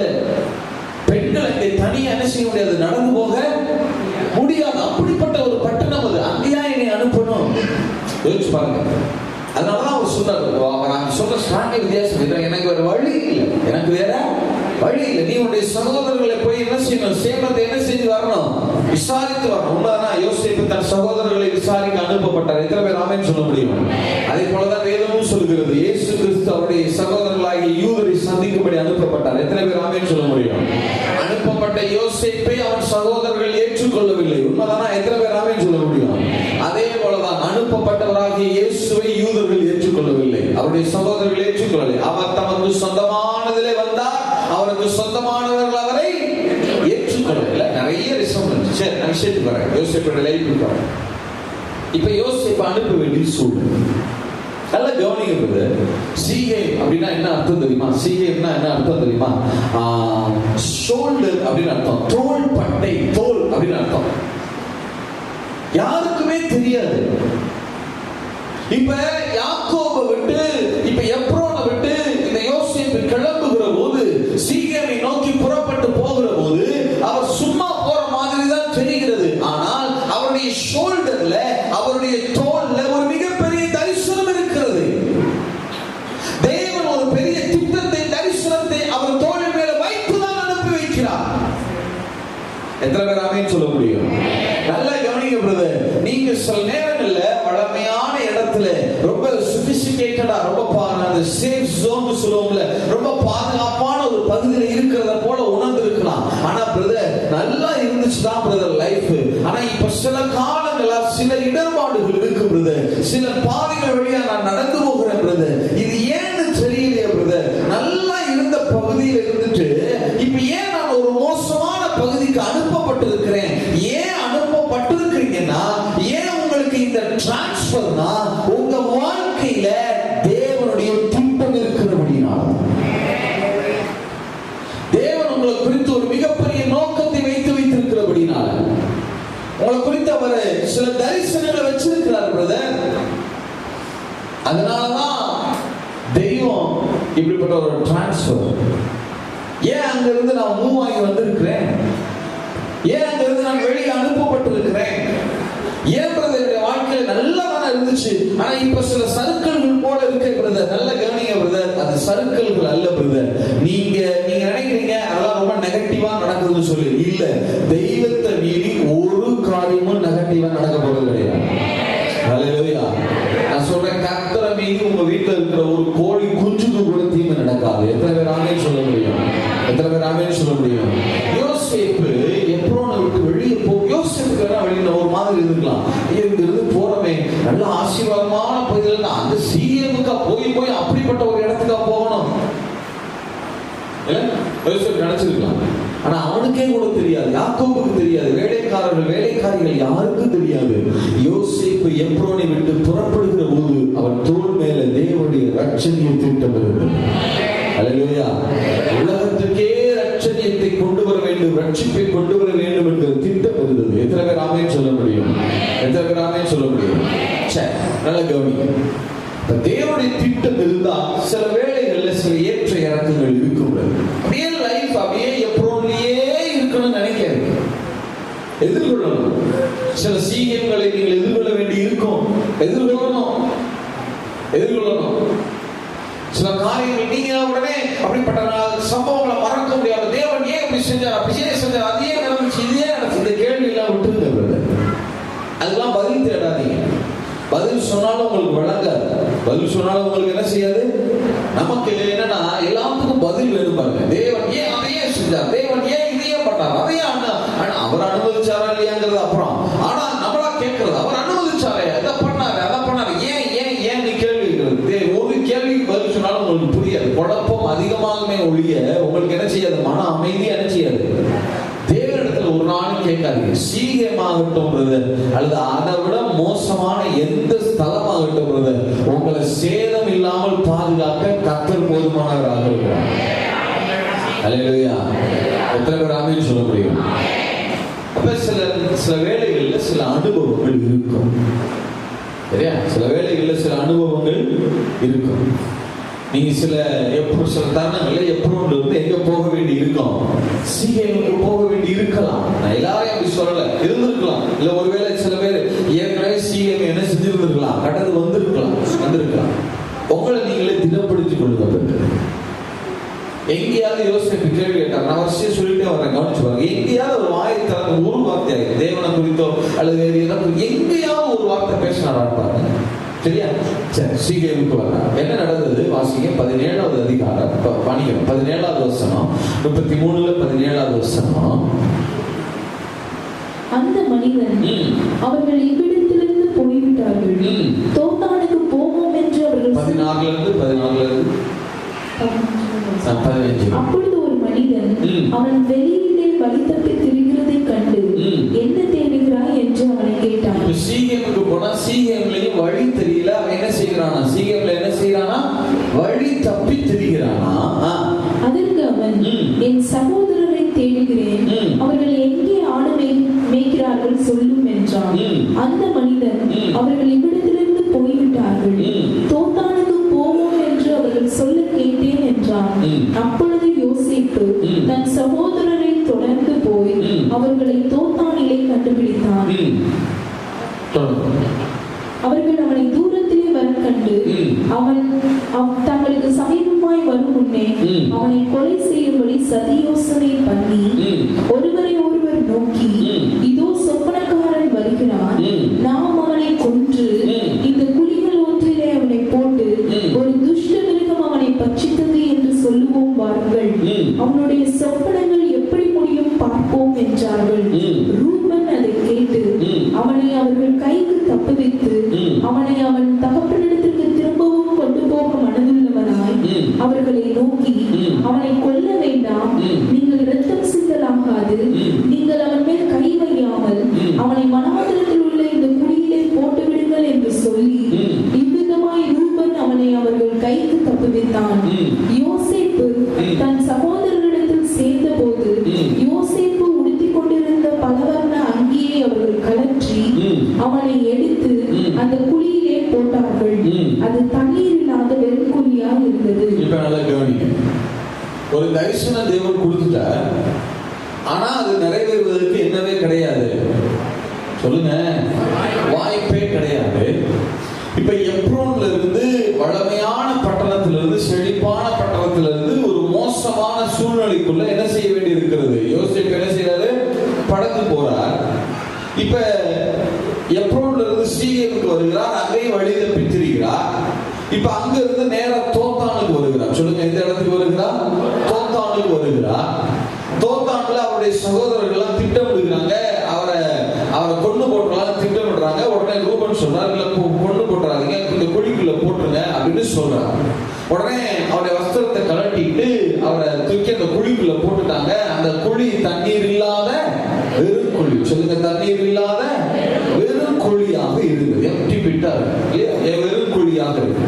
நான் தோத்தான்னா எபிரேய பாஷையில தோத்தான் அப்படின்னா ரெண்டு அர்த்தம் இருக்கு. ஒண்ணு டபுள் ட்ரீ அப்படின்னு சொல்லுவாங்க, இரட்டை விருந்து அப்படின்னு சொல்லுவாங்க ஒண்ணு. இன்னொன்னு ரெண்டு கிணறுகள், டூ வெல்ஸ் அப்படின்னு சொல்லுவாங்க. சொல்லுங்க, என்ன எத்தனை கிணறுகள்? அது தோத்தான் என்பது ஒரு சின்ன குன்று மாதிரி, ஒரு மலை மாதிரி இருக்கும். அது இன்னைக்கு இஸ்ரேல் இருக்கு. நீங்க டெல் தோத்தான் அப்படின்னு சொல்லுவாங்க. அதை நீங்க போய் இஸ்ரேல் போனீங்கன்னா இன்றைக்கும் அந்த கிணறுகள் இருக்கிறது, கிணறுகள் இருக்கு. அந்த கிணறுகள் அதான் புளின்னு போட்டுட்டாங்க. ஆனா அது கிணறு, சரியா? நிறைய புள்ளி ஊற்றுகள், அந்த மலையை சுற்றிலும் நிறைய கிணறுகள் தோண்டி இருக்கிறாங்க. அந்த கிணறு தான் அங்க புளின்னு என்ன செய்யப்பட்டிருக்கிறது, சொல்லப்பட்டிருக்கு. சரி, இப்ப நிறைய கிணறுகள். அதனாலதான் அங்க தோத்தான்ல வந்து அவங்க ஆடு மேய்க்கிறாங்க. தண்ணி, ஆனா மேய்ப்பொருள் ஆடு மேய்ச்சிட்டு என்ன வேணும்? புல்லு மேய்ச்சிட்டு ஆடு என்ன குடிக்கணும்? அடுத்து தண்ணி குடிக்கணும்ல. அந்த நிறைய கிணறுகள் அங்க இருக்கு, புல்வெளி நிறைந்த இடம். அதனாலதான் தோத்தான்ல வந்து அவங்க ஆடு மேய்க்க என்ன செய்யறாங்க, வர்றாங்க. இப்ப தோத்தான்ல குழியில தூக்கி போட்டா எல்லா தண்ணி இருக்கு, நிறைய ஊற்று, பெரிய கிணறு, 2 கிணறு இருக்கு, சின்ன சின்ன கிணறுலாம் நிறைய கிணறுகள் இருக்கு. கிணறுலையும் தண்ணி இருக்கு. ஆனால் யோசேப்பை தூக்கி போட்ட கிணறுல மட்டும் என்ன இல்லையா? சத்தமா சொல்லுங்க, தண்ணி இல்லையா? தண்ணி இல்லையா? யோசேப்புக்கு எப்படி இருந்திருக்கும்? ஏன்னா தண்ணி இருந்துச்சுன்னு வச்சுக்கீங்களேன். இப்படி யோசிங்களேன், யோசிப்பு போட்ட குடிக்கல தண்ணி இருந்துச்சுன்னு வச்சுக்கிடுங்க. எப்படி யாராவது ஒன்று ரெண்டு மேய்ப்பர்கள் ஆடு மேய்க்க வர்றவங்க அப்படி குழியில இருந்து தண்ணி எடுக்கிறதுக்காக லேச என்ன பண்ணி பார்ப்பாங்க, எட்டி பார்த்தா உடனே யோசிப்பு ஹெல்ப் என்ன பண்ணிடுவாரு, உதவி பண்ணுங்க என்ன பண்ணிடுவாரு, கத்திடுவாரு. உள்ள இருக்கிறவரை தூக்கி என்ன செஞ்சிருவாங்க, வெளியே விட்டுருவாங்க. இல்ல, ஆனா இங்க வாய்ப்பே கிடையாது. ஏன்னா இந்த குழி என்ன குழி, தண்ணீர் இல்லாத ஒரு மேய்ப்பனும் பக்கத்திலே வரமாட்டான். யோசிப்பு நினைச்சிருப்பார்ல, இயற்கை கூட நமக்கு சரி பண்ணு தெரியாது. என்னவா நிறைய நேரம் சொல்றோமா, இயற்கை கூட என்ன பண்ணுது, நான் வெளியே போற நேரம் தான் மழை வரணுமா? மழையை சும்மா எக்ஸாம்பிளுக்கு சொல்றேன், நிறைய காரியங்கள் யோசிச்சு பாருங்க. நல்ல கவனிக்கிறது, நல்ல கவனிக்க. நீங்க எப்பவுமே இருக்கணும், நான் இருக்கிற இடமெல்லாம் சூழ்நிலைலாம் நல்லா இருக்கணும், எதுவுமே இல்லாம இருக்கணும், இயற்கை சாதகமா இருக்கணும், மனிதர்கள் சாதகம். இந்த பார்வையே ரொம்ப தவறானது. இந்த மனப்பான்மையே தவறானது. நல்ல கவனிங்க, நீங்க இருக்கிறது சீகைமாகட்டும் அல்லது தோத்தான்ல வெறும் குழியில் இருக்கலாம். நீங்க எங்க இருந்தாலும் கர்த்தர் உங்களை பாதுகாக்க வல்லவராக இருக்கிறார். எத்தனை பேர் ஆமென் சொல்ல முடியும்? எத்தனை பேர் ஆமென் சொல்ல முடியும்? அதை உணர்ந்து கொள்ளணும். எந்த தருணத்திலும் எந்த சமயத்திலும் நல்லா யோசிச்சுக்கோங்க. குழிக்குள்ள தூக்கி போடுறாங்க, வஸ்திரங்களை கலட்டி கொள்ளாங்க. ஒரு வார்த்தை கூட யோசிப்பு வாயை திறந்து தேவனையோ இயேசுவை குறித்து சொல்லப்படுது. அவர் வாய் திறவாத சொல்லுங்க, கர்த்தாவே அடியேனை காப்பாற்றுங்க. வாய் திறவாத ஆட்டை போல சொல்லுங்க, வாய் திறவாத ஆட்டை போல இருந்தாரா? அதே மாதிரி யோசிப்பும் வாயை என்ன செய்யா திறக்கவே இல்லை. ஒரு இடத்துலையும் அது சீக்கிரமா இருக்கட்டும், தோத்தானா இருக்கட்டும், அழுது நேரத்தை உயர்த்தி சொல்லுங்க, தேவன் என்னை தப்புவிக்க வல்லவராக இருக்கிறார். ஹல்லேலூயா. எத்தனை பேர் ஆமென் சொல்ல முடியும்? அந்த பார்வை உங்களுக்கு இருக்கிறது. நீங்க உங்க மேல திட்டம் இருக்கு, தரிசனம் இருக்குன்னா நீங்க சில சீகையை எதிர்கொண்டுதான் ஆகணும், சில தோத்தானை எதிர்கொண்டுதான் ஆகணும். உங்க இடத்துல இருக்கிறத சில வஸ்திரங்களை கூட உரிந்து கொள்ளலாம் செய்வாங்க. சூழ்நிலையெல்லாம் அப்படிதான் இருக்கும். அதுக்காக தேவன் உங்களை குறித்து ஒரு பெரிய திட்டத்தை நோக்கத்தை வச்சுட்டாருன்றதுக்காக எல்லா அட்மாஸ்பியரும் ரொம்ப நல்லா இருக்கும்னு நினைக்காதீங்க. சில நேரங்களில் சில சூழ்நிலைகள் மாறலாம், சில சூழ்நிலைகள் இருக்கலாம். ஆனா உங்களுக்கு உத்தரவாதம் உண்டு, நீங்க இருக்கிறது சீகேமானாலும் தோத்தான் ஆனாலும் சேதம் வருவது கிடையாது. ஹல்லேலூயா. எத்தனை பேர் ஆமென் சொல்ல முடியும்? சரி, 19 திரும்ப வாசியம் பார்க்கலாம். 19 திரும்ப வாசியம் பார்க்கலாம். ஒருவரை ஒருவர் நோக்கி 19-30 வரைக்கும் வாசிங்க. ஒருவரை ஒருவர் நோக்கி, இதோ சொப்பனக்காரன் வருகிறான், நாம் அவனை கொன்று இந்த குழிகள் ஒன்றில் அவனை போட்டு ஒரு துஷ்ட மிருகம் அவனை பட்சித்தது என்று சொல்லுவோம் வாருங்கள். அவனுடைய சொப்பனங்கள் எப்படி முடியும் பார்ப்போம் என்றார்கள். ரூபன் அதை கேட்டு அவனை அவர்கள் கைக்கு தப்புவித்து அவனை அவன் தகப்பனிடத்திற்கு திரும்பவும் கொண்டு போக மனதுள்ளவனாய் அவர்களை நோக்கி, அவனை கொல்ல வேண்டாம். சொல்றது யாரு? சத்தமா சொல்லுங்க, யாரு? நினைவில் வச்சுக்க, மூத்த அண்ணன், 12 பேர்ல மூத்த ஆளு. அவனை கொல்ல வேண்டாம், நீங்கள் இரத்தம் சிந்தலாகாது, நீங்கள் அவன் மேல் கை வையாமல் அவனை வனாந்தரத்தில் உள்ள இந்த குழியிலே போட்டு விடுங்கள் என்று சொல்லி இவ்விதமாய் ரூபன் அவனை அவர்கள் கைக்கு தப்புவித்தான். யோசேப்பு தன் சகோதரனிடத்தில் சேர்ந்தபோது யோசேப்பு உடுத்திக் கொண்டிருந்த பலவர்ண அங்கியை அவர்கள் கலற்றி அவனை எடுத்து அந்த குழியிலே போட்டார்கள். அது தண்ணீர் இல்லாத வெறும் குழியா இருந்தது. பின்பு அவர்கள் போஜனம் செய்யும்படி உட்கார்ந்தார்கள். அவர்கள் தங்கள் கண்களை ஏறெடுக்கும் போது இதோ கீலேயாத்தில் இருந்து வருகிற இஸ்மவேலருடைய கூட்டத்தை கண்டார்கள். அவர்கள் எகிப்திற்கு கொண்டு போகும்படி அந்த வர்க்கங்களையும் பிசின் தைலத்தையும் வெள்ளை போலத்தையும் ஒட்டகங்கள் மேல் ஏற்றி கொண்டு வந்தார்கள். அப்பொழுது யூதா தன் சகோதரரை நோக்கி, நாம் நம்முடைய சகோதரனை கொண்டு அவன் இரத்தத்தை மறைப்பதினால் லாபம் என்ன? அவனை இந்த இஸ்மவேலருக்கு விற்று போடுவோம் வாருங்கள், நமது கை அவன் மேல் படாதிருப்பதாக. அவன் நம்முடைய சகோதரனும் நம்முடைய மாம்சமுமாய் இருக்கிறானே என்றான்.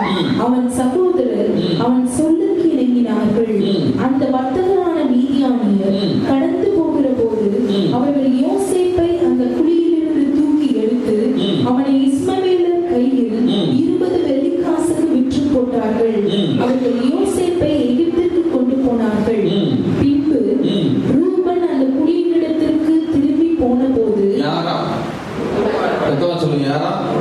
ரூபன் அந்த குழியினிடத்திற்கு திரும்பி போன போது யோசேப்பு குழியில் இல்லை என்று கண்டு தன் வஸ்திரங்களை கிழித்துக் கொண்டு தன் சகோதரனிடத்திற்கு திரும்பி வந்து, இளைஞன் இல்லையே, ஐயோ நான் எங்கே போவேன் என்றான்.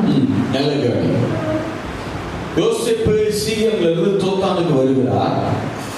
அப்ப அவருடைய சகோதரர்கள்லாம் அவரை கொல்லணும்னு சொல்றாங்க. அப்ப ரூபன் என்ன சொல்றார்? அவரை தப்பு வைக்கிறதுக்கு வகை தேடுகிறார். பிலாத்து வகை தேடுறது போல இப்ப யார் வகை தேடுறது? ரூபன் என்ன செய்கிறார்னா தப்பு வைக்கிறதுக்கு வகை தேடுகிறார்.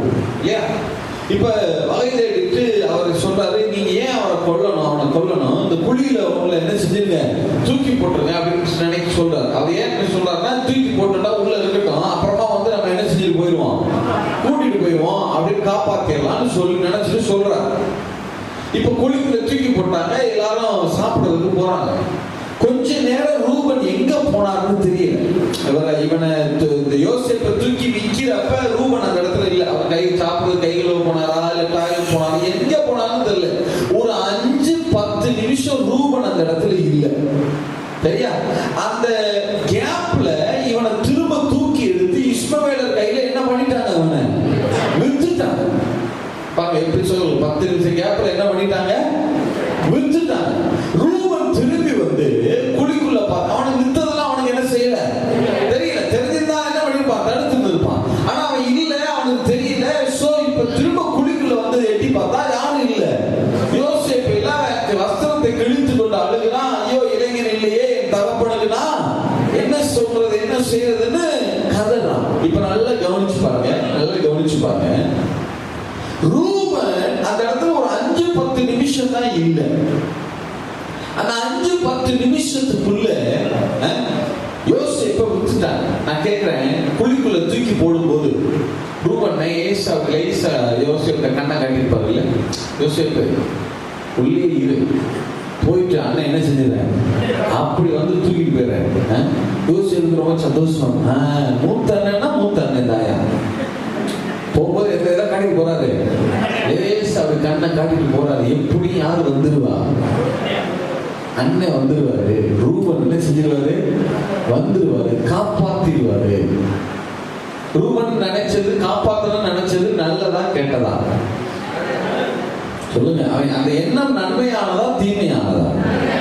இப்ப அந்த எண்ணத்தின் அடிப்படையில் சொல்லுங்க. ரூபனுடைய சில செய்கைகள் தவறானது, ஆனா இந்த யோசேப்புடைய காரியத்துல எந்த காரியத்தை சொல்லுங்க, இந்த காரியத்தின் அடிப்படையில யோசேப்பை காப்பாற்ற வேண்டும் என்கிற அந்த நல்ல எண்ணத்தின் அடிப்படையில ரூபன் நல்லவனா கெட்டவனா?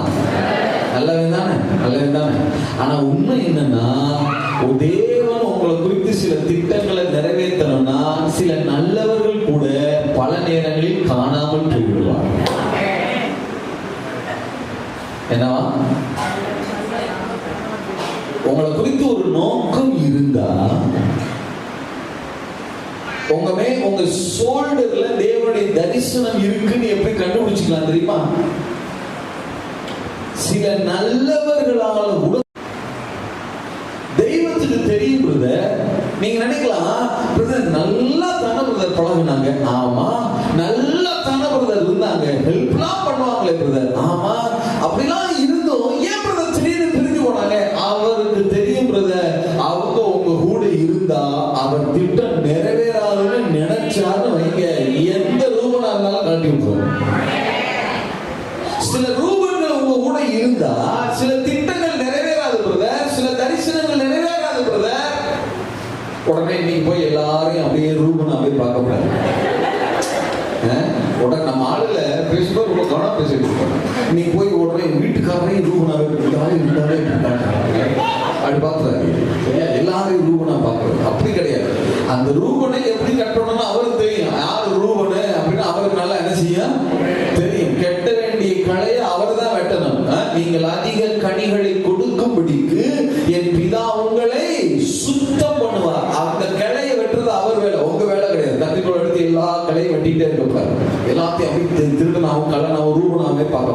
தெரியாது. ஆனா அவருக்கு தெரியும் இவை ரூபன் கூட இருந்தது. இப்படி யோசிக்கல, ரூபன் கூட இருந்திருந்தாங்கன்னா விற்க விட்டுருந்துக்க மாட்டான், தூக்கி கொண்டு போய் யார்கிட்ட கொண்டு போய் விட்டுருந்துருப்பான், யார்கிட்ட கூட அப்பாட்ட கொண்டு போய் இருந்தாங்கன்னு விட்டுருந்துருப்பான். திரும்பவும் அவன் ஆடு மேய்ச்சி தெரியும் அப்படின்னா. நீங்க நினைக்கிறீங்க ஏன் அவங்க எல்லாம் உதவி செய்ய மாட்டாங்க, அவங்க உதவி செய்ய மாட்டாங்க, அண்ணன் தம்பி உதவி செய்ய மாட்டாங்க. நல்லா கவனிக்கப்படுது. உங்களுக்கு உதவி செய்ய மாட்டாங்கன்னா உத்தரவாதம் பண்ணிக்கொள்ளுங்க, உங்க மேல ஒரு தரிசனம் இருக்குன்னு அர்த்தம். ஹல்லேலூயா. எத்தனை பேர் ஆமென் சொல்ல முடியும்? உங்களுக்கு உதவி செய்கிறவர் ஒரே ஒருத்தர் தான் பிரதர். உங்களுக்கு உதவி செய்கிற கண்மலை அவர் மட்டும்தான். ஹல்லேலூயா. உங்க கண்கள் வேற யார் மேலே வரக்கூடாது பிரதர். வேற யார் மேலே சொந்த அண்ணன் மூத்த அண்ணன் அதெல்லாம் விட்டு இந்த வீட்டுக்கு தலைப்பில்லை, அதெல்லாம் கரையாகாது. உங்களை குறித்து ஒரு தரிசனம் இருந்தா, ஒரு நோக்கம் இருந்தா, ஒரு திட்டம் இருந்தா, நிச்சயமா சொல்றேன் சில ரூபன்களையும் தேவன் விலக்கி வைப்பார். நான் கெட்டவங்களை விலக்கி வைப்பார்னு சொல்லல, கெடுதலான எண்ணங்களை உள்ளவங்களை விலக்கி வைப்பார்னு சொல்லல. சில ரூபன்களையும் அவர் விலக்கி வச்சுதான் ஆகணும். ஏன்னா தரிசனம் நிறைவேறணுமே, உங்களை குறித்த நோக்கம் நிறைவேறணுமே. இப்ப ரூபன் இருந்தா எகிப்துக்கு போக முடியாது, திரும்ப எங்க போயிடுவான், அப்பாட்ட எப்பறம் போய் உட்கார்ந்துட்டு இருப்பான். இல்ல ஆபிரகாம் கல்லறையில் போய் விளையாண்டுட்டு இருந்திருப்பாங்க யோசேப்பு. இல்ல ஆபிரகாமுடைய கல்லறையில் விளையாடுறதுக்காக யோசேப்பு பூமிக்கு அனுப்பி வச்சாரு. கல்லறையில் இருக்கிறதுக்கா, மரித்தவர்களோடு இருக்கிறதுக்கா, ஜீவனை அநேகருடைய ஜீவனை பாதுகாப்பதற்காக தானே யோசேப்பு பூமிக்கு அனுப்பி வச்சாரு. எத்தனை பேர் ஆமென் சொல்ல முடியும்? அப்ப சில திட்டம் நிறைவேறணும், சில தரிசனம்லாம் நிறைவேறணும்னா இது இந்த காரியம் நடந்துதான் ஆகணும். சில ரூபன்கள் வேலைக்கு தான் போவாங்க, உட்கார்ந்துட்டு அழுதுட்டு இருக்க கூடாது. சரியா? போன வரைக்கும் சந்தோஷம் நினைங்க, போன வரைக்கும் எத்தனை பேர் ஆமென் சொல்ல முடியும்? உண்மைதான் சொல்ல. திரும்ப வருவாங்க. அதே ரூபன் திரும்ப வந்தா, எகிப்துக்கு என்ன செஞ்சான், திரும்பி யோசேப்கிட்ட வந்தா. திரும்ப வரும்போது ஏற்றுக்கொள்ளுங்க. உடனே யோசேப்பு சொன்னாரா, ரூபன் இங்க வா, நீ இங்க வைக்கல கூட மன்னிச்சுவேன். அன்னைக்கு குழிக்குள்ள தூக்கி போடும்போது கண்ணை காட்டுனே இல்லையா, ஏன்டா திரும்பி வரல, நீ இந்த கண்ணை நோடுனேன் அப்படியே கேட்டாரு. நம்ம திரும்பி வரும்போது உடனே என்ன செய்யறது அப்படின்னு வச்சு நாங்களும் அப்படி இருந்தா போய் எங்க போனீங்க அப்படின்னு கேட்கறோம். அப்படிலாம் கேட்காதீங்க. சரியா? அது முதிர்ச்சியானது அல்ல. அவங்க திரும்பி வரும்போது மனதார என்ன செய்து கொள்ளுங்க, ஏற்றுக்கொள்ளுங்க. சரியா? உன் கண்ணன் நோண்டாங்கன்னு கேட்கக்கூடாது. நான் கேட்கல, யோசிச்சு கேட்டாரான்னு கேட்கல. இல்ல, அவருக்கு தெரியும் இந்த ரூபன் இல்லாம போனது ஒரு நன்மைக்கு தான். ஹல்லேலூயா. அவர் இல்லாததுனாலதான் நான் எகிப்துக்கு வந்தேன், எகிப்துக்கு வந்ததுனாலதான் தேவன் இன்றைக்கு என்னை அதிபதியாக வைத்து விட்டார். ஹல்லேலூயா. எத்தனை பேர் ஆமென் சொல்ல முடியும்? அதனால உங்க வாழ்க்கையில சில பேர் சில நன்மையை செய்யலைங்கிறதுக்காக பகைக்காதீங்க. கர்த்தரை மீறி தீமை வராதுன்னு சொன்னேன்ல, இப்பயும் சொல்றேன், கர்த்தரை மீறி நன்மை கூட உங்களுக்கு வராது, வரக்கூடாது. அதான் உண்மை. அவர் ஒரு நன்மை வேணான்னு சொன்னார்னா நீங்க வேணான்னு சொல்லுங்க. அவர் தடுத்தார்னா நல்லதுதான் அது. ஹல்லேலூயா. தீமையை விட்டு விலக்குங்க. இல்ல ஆண்டவரே நீங்க விரும்பலைன்னா நன்மை கூட எனக்கு வேணாம் ஆண்டவரே. அவருக்கு தெரியும் சில நன்மை வந்துச்சுன்னு சொன்னா நீங்க அதே எப்பரோல போய் உட்கார்ந்துருக்கீங்க. சில ரூபங்கள் இருக்கக்கூடாது. எத்தனை பேர் ஆமென் சொல்றீங்க? எத்தனை பேர் ஆமென் சொல்ல முடியும்? சில பேர் போறாங்களா நல்லதுன்னு நினைங்க. நீங்க இப்படி நிறைய பேர் என்ன நினைக்கிறாங்கன்னா, அந்த மனிதர்களோடு இருக்கிற கட்டுலே இருக்கிறது. நல்லா கவனிங்க.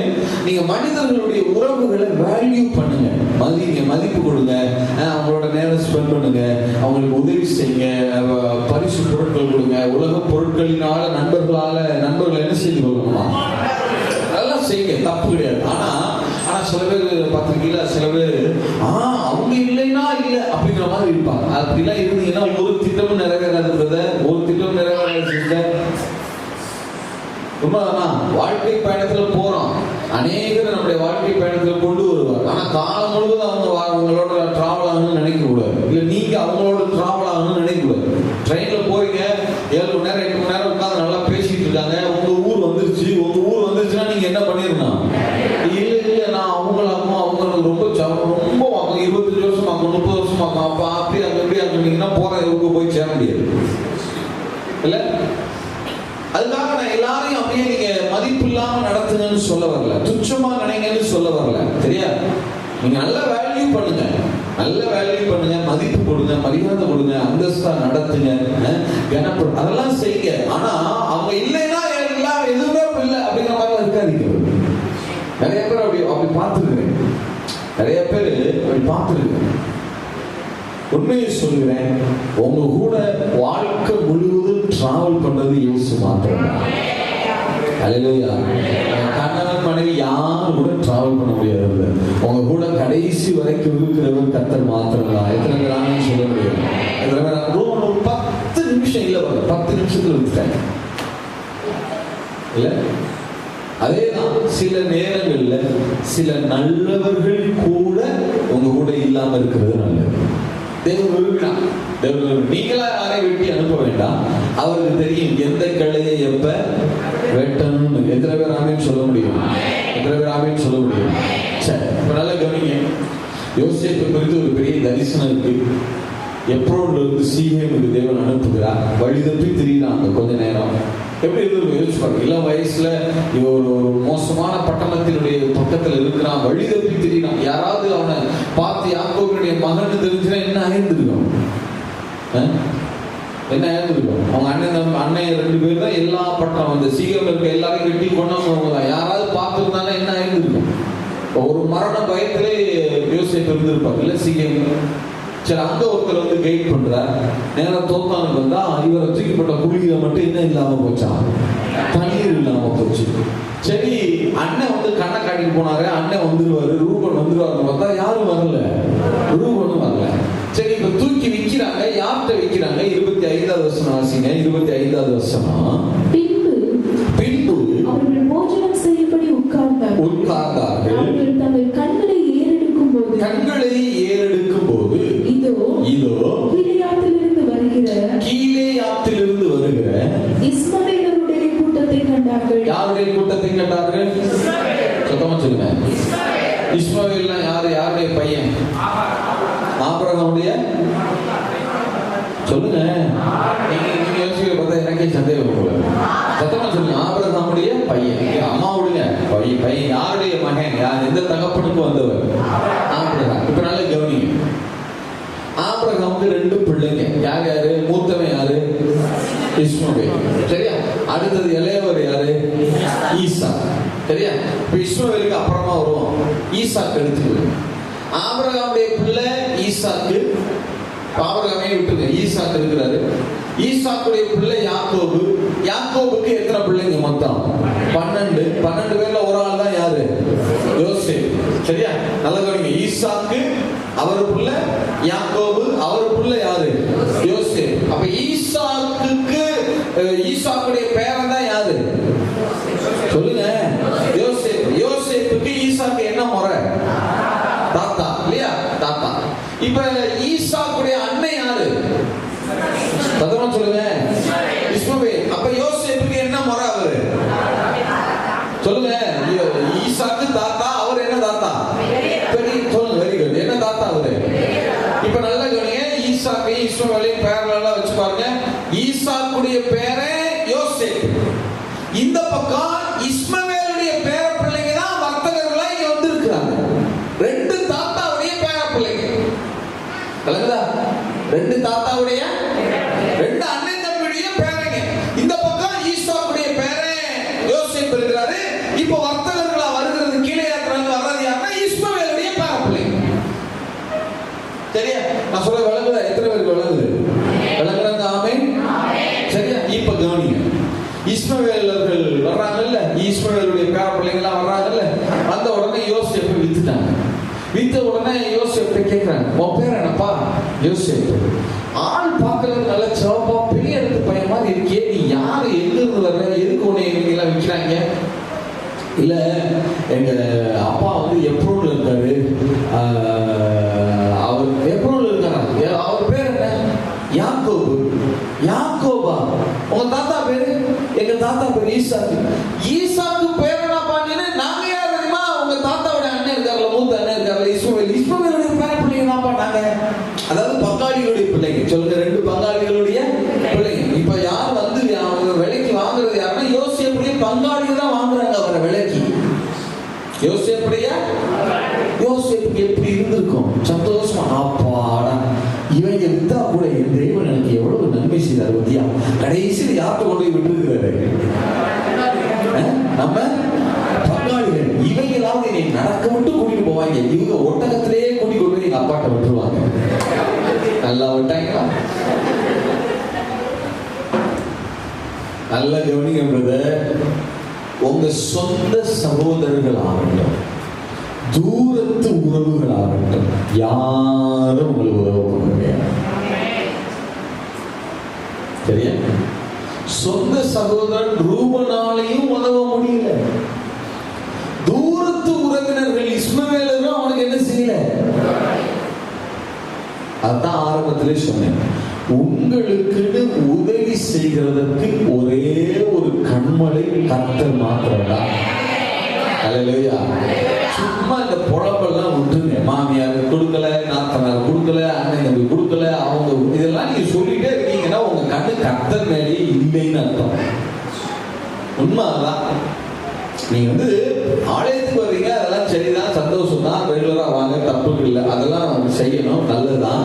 ஆனாலும் உங்க கண்ணு இந்த பேச்செல்லாம் இருக்குன்னா என்ன அர்த்தம்னா உங்க கண்ணு இன்னும் யாரு மேல இல்ல, கர்த்தர் மேல இல்லைன்னு அர்த்தம்.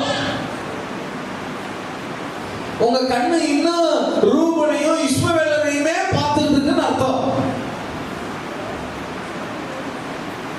நல்ல கவனிங்க. உங்களுக்கு ஆதரவு உதவி எல்லாம் கர்த்தரிடத்திலிருந்து வரணும்னு அல்லேலூயா.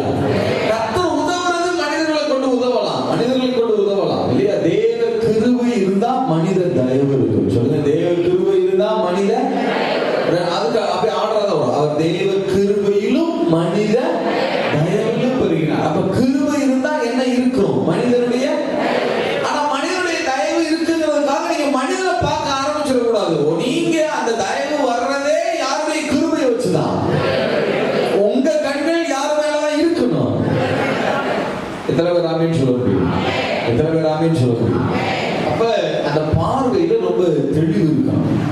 மனிதர்கள் உதவி செய்யறாங்க, அதுக்காக மரியாதை குறைவா பார்க்கலாம், உங்களுக்கு எல்லாம் தேவன் அப்பா போங்க அப்படின்னு சொல்லாதீங்க. சில பேர் அப்படிலாம் இருக்காங்க, பாத்துருக்கீங்களா? கர்த்தர் மேல வைத்திருக்கிற விசுவாசத்தினால மனிதர்களை அவமரியாதையா பார்க்கறது. அவமரியாதம் இவங்களுக்கு யாரும் வேண்டியதில்லை. யாருதான் எங்களுக்கு வேணும்?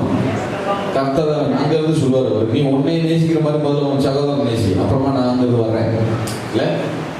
அதனால அதுக்காக உங்க சகோதரர்கள் மேல நீங்க கண் வைக்க நேசிங்க. என்ன செய்யுங்க? அதுக்கு நீங்க யோசிப்பு ரொம்ப பெஸ்ட் எக்ஸாம்பிள். சகோதரர்கள் என்ன பண்ணாலும் உதவியே செய்யனாலும் திரும்ப வரும்போது என்ன செய்து கொண்டார்? அவர்களை நேசித்து ஏற்றுக்கொண்டார். அந்த மாதிரி நேசிங்க, வேல்யூ பண்ண கற்றுக்கொள்ளுங்க. எத்தனை பேர் ஆமேன்னு சொல்ல முடியும்? எத்தனை பேர் ஆமேன்னு சொல்ல முடியும்?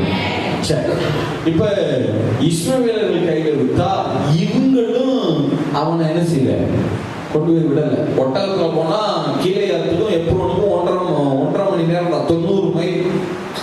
1.5 மணி நேரத்துல கீழே ஏறத்துல இருந்து எப்போனுக்கு போயிடலாம்.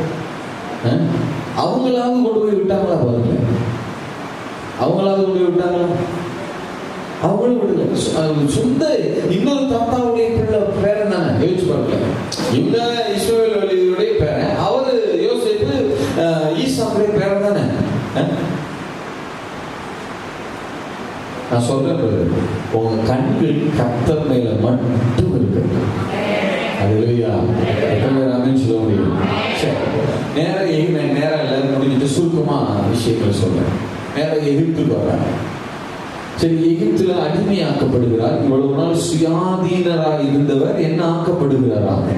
இயேசுவோடு ஒப்பிட்டு பாருங்க. இவரும் அடிமை, இயேசுவும். நல்ல கவனிங்க, பிதாவின் செல்ல பிள்ளை. யோசேப்பு சொல்றேன், பிதாவின் செல்ல பிள்ளையாக இருந்தவர் இங்க என்ன ஆகுறாரா? சொல்லுங்க, அடிமையாகிறார். அதே போலதான் பிதாவினுடைய செல்ல குமாரனாய் இருந்தவர் என்ன ஆகுறாரு? அடிமையின் ரூபம் எடுத்தார். உண்மைதானே? எத்தனை பேர் ஆமென் சொல்ல முடியும்? எத்தனை பேர் ஆமென் சொல்ல முடியும்? சரி, நல்ல கவனிங்க. இப்ப அடிமையா எகிப்துல விட்டுட்டாங்க. அவரை யார் வாங்குறதுன்னா போத்திபார் என்கிறவர் வாங்குறார். சொல்லுங்க, யார் வாங்குறது? போத்திபார் யாருன்னா தலையாரிகளுக்கு தலைவன். சொல்லுங்க, யாருக்கு தலைவன்? நீங்க ஆங்கில டிக்ஷனரிலாம் தலையாரி அப்படின்னா என்னன்னு பாத்தீங்கன்னா என்ன அர்த்தம் போட்டுக்கணும்னா கில்லர்ஸ் லீடர் அப்படின்னு போட்டுப்பாங்க. கொலை செய்கிறவர்களின் தலைவன் அப்படின்னு போட்டுப்பாங்க. அப்படின்னா என்ன அர்த்தம்னா நல்ல கவனிங்க. இப்ப பார்வோனுக்கு ஒருத்தர் பிடிக்கலைன்னு வச்சுக்கீங்களேன், அவனை கொலை செய்யணும்னு ஒப்பு கொடுத்துட்டான்னு வச்சுக்கோங்க. என்ன பண்ணுவாங்கன்னா அவனை கொண்டு போய் வெட்டி கொல்றாங்க பார்த்தீங்களா, அந்த வெட்டி கொல்றதெல்லாம் ஆர்கனைஸ் பண்றவன், அதெல்லாம் அதை வந்து மேற்பார்வையிடுகிற கொலை செய்கிறவர்களுடைய தலைவன். இன்னும் புரிய முடிய சொன்னா சிரச்சேதம் பண்ணுகிறவர்களுக்கு தலைவன் தான் போத்திவான். யாருக்கு தலைவன்? அந்த வீடே ரத்தமான வீசுகிற வீடு, வீட்டிலே ஜெயில் வச்சிருக்கான் பாருங்க. போத்திபார் வீட்டுல என்ன இருக்கான்? ஜெயில். போத்திபார் வீட்டு ஜெயில் யாருக்குன்னா மரண கைதிகள், மரண தண்டனை கைதிகளுக்கு. சொல்லுங்க, என்ன கைதிகளுக்கு? அப்ப போத்திபார் ஒண்ணுதானே, அந்த சுயபாகிகளின் தலைவனும் பானபாத்திரக்காரனும் போத்திபார் வீட்டுல சிறை வைக்கப்பட்டிருந்தாங்க. அவங்க 2 பேருக்குமே என்ன தண்டனை தான் கொடுக்கப்பட்டிருந்தது? எதுக்காக தான் காத்திருந்தாங்க? அவங்க 2 பேருமே மரண தண்டனை கைதிகள் இல்ல. போத்திபாருடைய வீட்டுல யார் சிறை வைக்கப்பட்டாலும் என்ன அர்த்தம்? அவர்கள் மரண தண்டனை கைதி அப்படின்னு அர்த்தம். எந்த நேரமும் அவர்கள் மீது இருக்கிற தண்டனை நிறைவேற்றப்படலாம். இல்ல நம்ம ஊர்ல கொஞ்ச நாள் வச்சிருப்பாங்கல்ல, மரண தண்டனை விதிச்சுட்டு ஒரு குறிப்பிட்ட நாள் வச்சிருந்து அப்புறம் தூக்கில விடுவாங்கல்ல, அதே போல எந்த நேரமும் அவர்கள் சிரச்சேதம் செய்யப்படலாம். சரி, எகிப்துக்காக வர்றாங்க, ஒரு நல்ல வீட்டுல நல்ல இடத்துல போய் இருக்கலாம் அப்படின்னு பார்த்தா போத்திபாருடைய வீடு ரத்த வாடை வீசுகிற வீடு. எந்த நேரத்திலும் கொலை செய்யப்படலாம். இன்னும் சொல்ல போனா ஒரு நாள் 2 நாளைக்கு ஒரு யாரையாவது வெட்டிட்டே இருப்பாங்க. அதான் போத்திபாருடைய வேலை. அதை மேற்பார்வையிடுறதான் வேலை. நல்ல கவனிங்க. நான் வந்து ஆரம்பத்தில் திரும்ப சொல்றேன், நீங்க இருக்கிறது சீக்கிரமா இருந்தாலும், நீங்க இருக்கிறது தோத்தான்ல இருக்கிற தண்ணீர் இல்லாத குழியாக இருந்தாலும், நீங்க இருக்கிறது நீங்க இஸ்மவேலுடைய கையில் இருந்தாலும், அல்லது நீங்க இருக்கிறது கொலைகாரனுடைய வீடான போத்திபாருடைய வீடே ஆனாலும் சரி, கர்த்தர் மேல விசுவாசம் வச்சிருக்கிற உங்களுக்கு ஒரு சேதமும் வரப்போகுது. எத்தனை பேராவே சொல்ல முடியும்? எவ்வளவு பாதைகள் வழியா யோசேப்பு கடந்து போறார். எந்த இடத்துலயாவது வாயை திறந்து ஒரு வார்த்தை. சரி, போத்திபாருடைய வீட்டுல இப்ப போத்திபாருடைய மனைவி ஒரு அபாண்டமான குற்றச்சாட்டை சொல்லுகிறார்கள். அப்ப அந்த அவ சொன்ன உடனே அதை விளக்கி சொல்றதுக்கு கூட, தன்னுடைய நீதியை வெளிப்படுத்துவதற்கு கூட யோசேப்புக்கு என்ன கிடையாது, அங்க சான்ஸ் கிடையாது. நீதியை வெளிப்படுத்த சான்ஸே இல்லை. அவனும் போத்திபாருடைய வீட்டுல சிறை வைக்கப்படுகிறான். நல்ல கவனிங்க, போத்திபார் யாருக்கு தலைவன் சொல்லி பார்த்தோம்? சொல்லுங்க, சிரச்சேதம் பண்ணுகிறவர்களுக்கு தலைவன் இல்லையா? போத்திபாருடைய வீட்டுல சிறை வைக்கப்படுகிற எல்லாரும் என்ன தண்டனை கைதிகள் தான்? மரண தண்டனை கைதிகள் தான் இல்ல. அப்ப போத்திபாருடைய வீட்டுல இருக்கிற அத்தனை பேரும் மரண தண்டனை கைதிகள். சுயபாகிகளின் தலைவன் மரண தண்டனை கைதி, பானபாத்திரக்காரன் மரண தண்டனை கைதி. அப்ப யோசேப்பு அங்க சிறை வைக்கப்பட்டிருந்தானா அவனும் என்ன தண்டனை கைதியாக வைக்கப்பட்டிருக்கிறான். அப்ப போத்திபாருடைய மனைவி இடத்துல தவறாக நடந்தான் என்கிற பொய்யான அந்த குற்றச்சாட்டுக்காக, பொய்யான குற்றச்சாட்டு, அந்த குற்றச்சாட்டுக்காக யோசேப்புக்கு என்ன தண்டனை வழங்கப்பட்டிருக்கிறது? அப்ப இப்ப மரணத்தினுடைய விளிம்பில் இருக்கிறான். எந்த நேரமும் தண்டனை நிறைவேற்றப்படலாம். எந்த நேரமும் நிறைவேற்றப்படலாம். அப்படி இல்லாம சூழ்நிலை வந்துருச்சு நமக்கு. நிறைய பேருக்கு என்ன ஆசைனா, யோசேப்பை போல அப்படியே அதிகாரி ஆகணும். யோசேப்பை போல அதிகாரி ஆகணும்னா தலைக்கு மேல கத்தி தம்பணும். பரவாயில்லையா?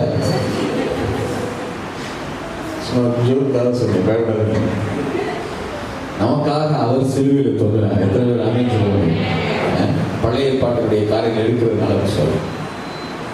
யோசேப்புடைய தலைக்கு மேல கத்தி தொங்குச்சு. எப்ப வேணா வைக்கல.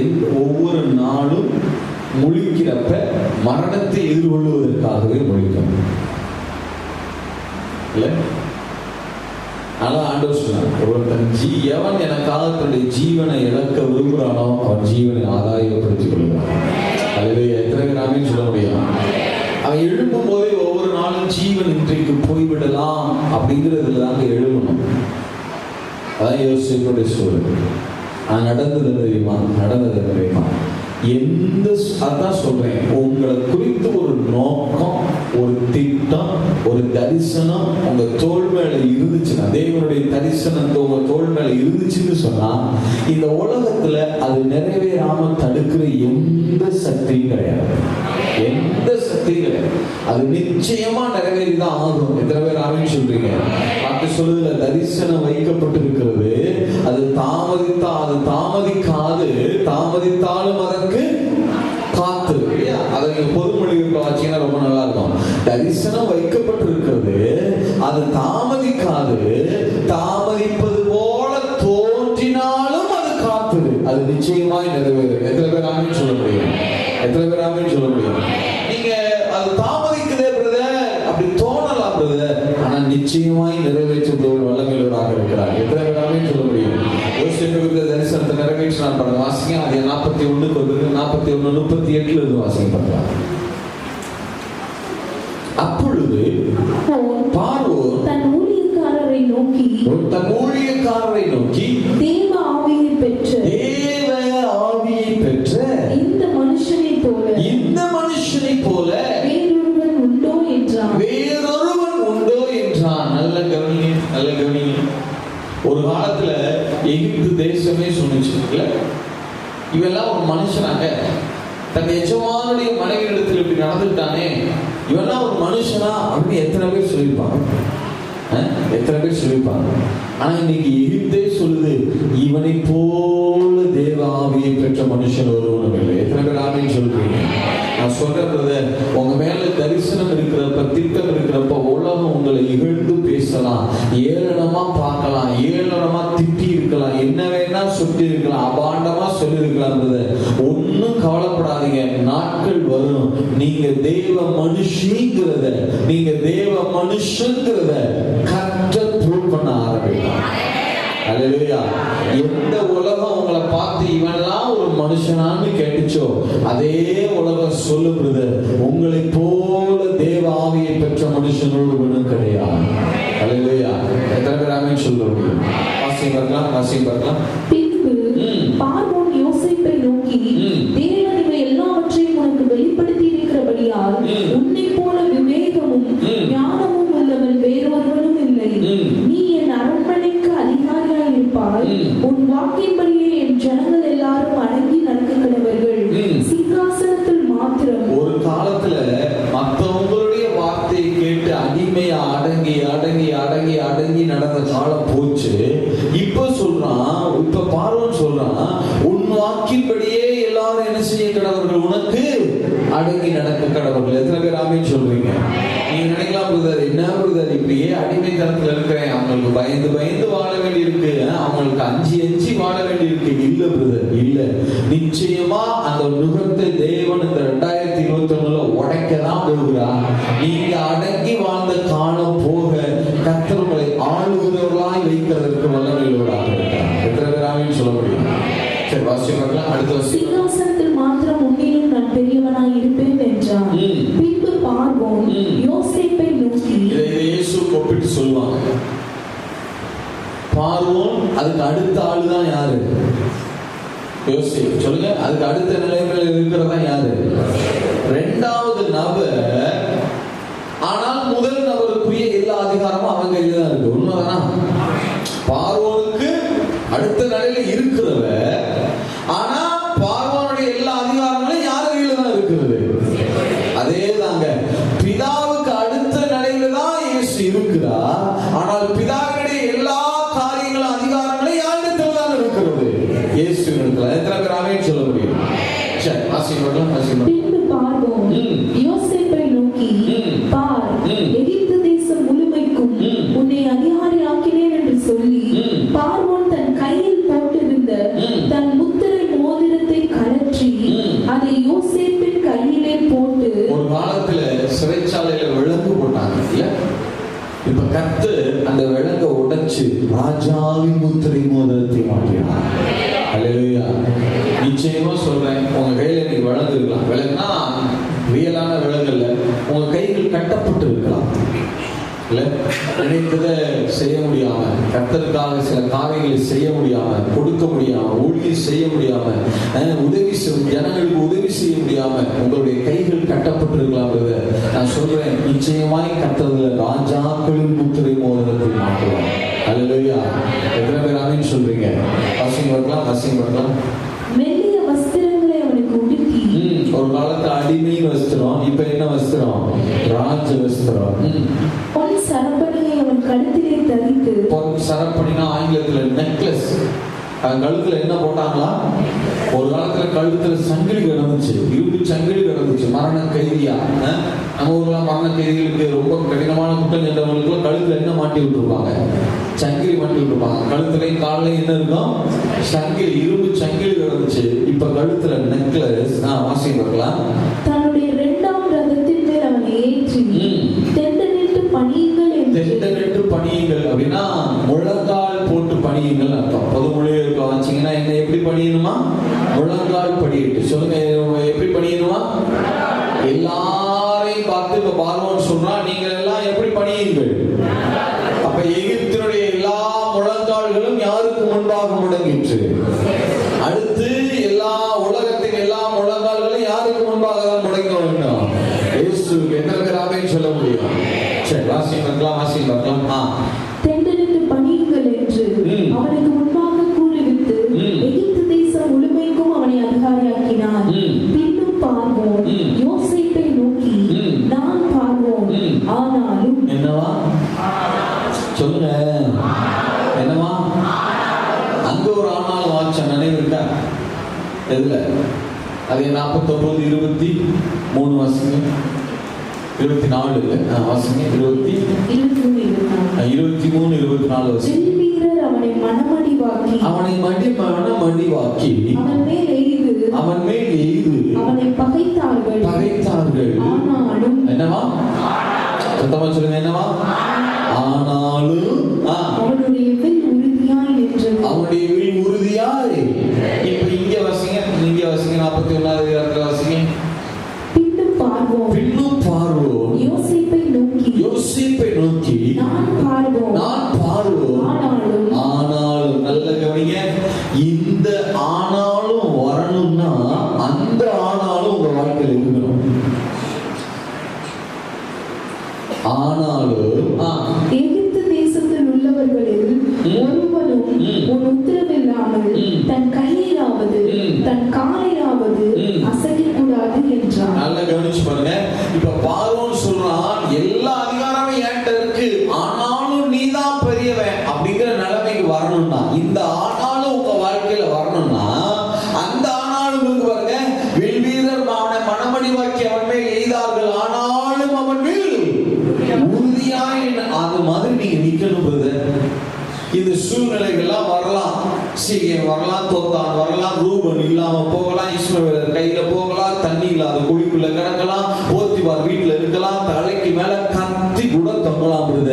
என்ன இருந்தாலும் வில் வீரர் அவனை சூழ நின்று அவன் மேல எய்து மனம் மடிவாக்கினாங்களா? மன கஷ்டம் இல்லாம சந்தோஷமா வந்திருக்கும். மனம் மடிவாக்கினாங்க. வேதமே சொல்லுது, அவன் மனம் மடிவாக்கினாங்க. ஆனாலும் அவன் வில் எப்படி நின்றுச்சா? உறுதியாய் நின்றது. எத்தனை பேர் ஆமென் சொல்ல முடியும்? எந்த சூழ்நிலையிலான ஆண்டவரை பார்த்து சொல்லுங்க, ஆண்டவரே நான் ஒரு நாள் உங்களை விட்டு விலக போறது கிடையாது. எத்தனை பேர் ஆமென் சொல்ல முடியும்? நீங்க எனக்கு சொன்னதை செய்யும் அளவு நீர் ஒரு நாளும் என்னை கைவிட போறது கிடையாது. எத்தனை பேர் ஆமென் சொல்ல முடியும்?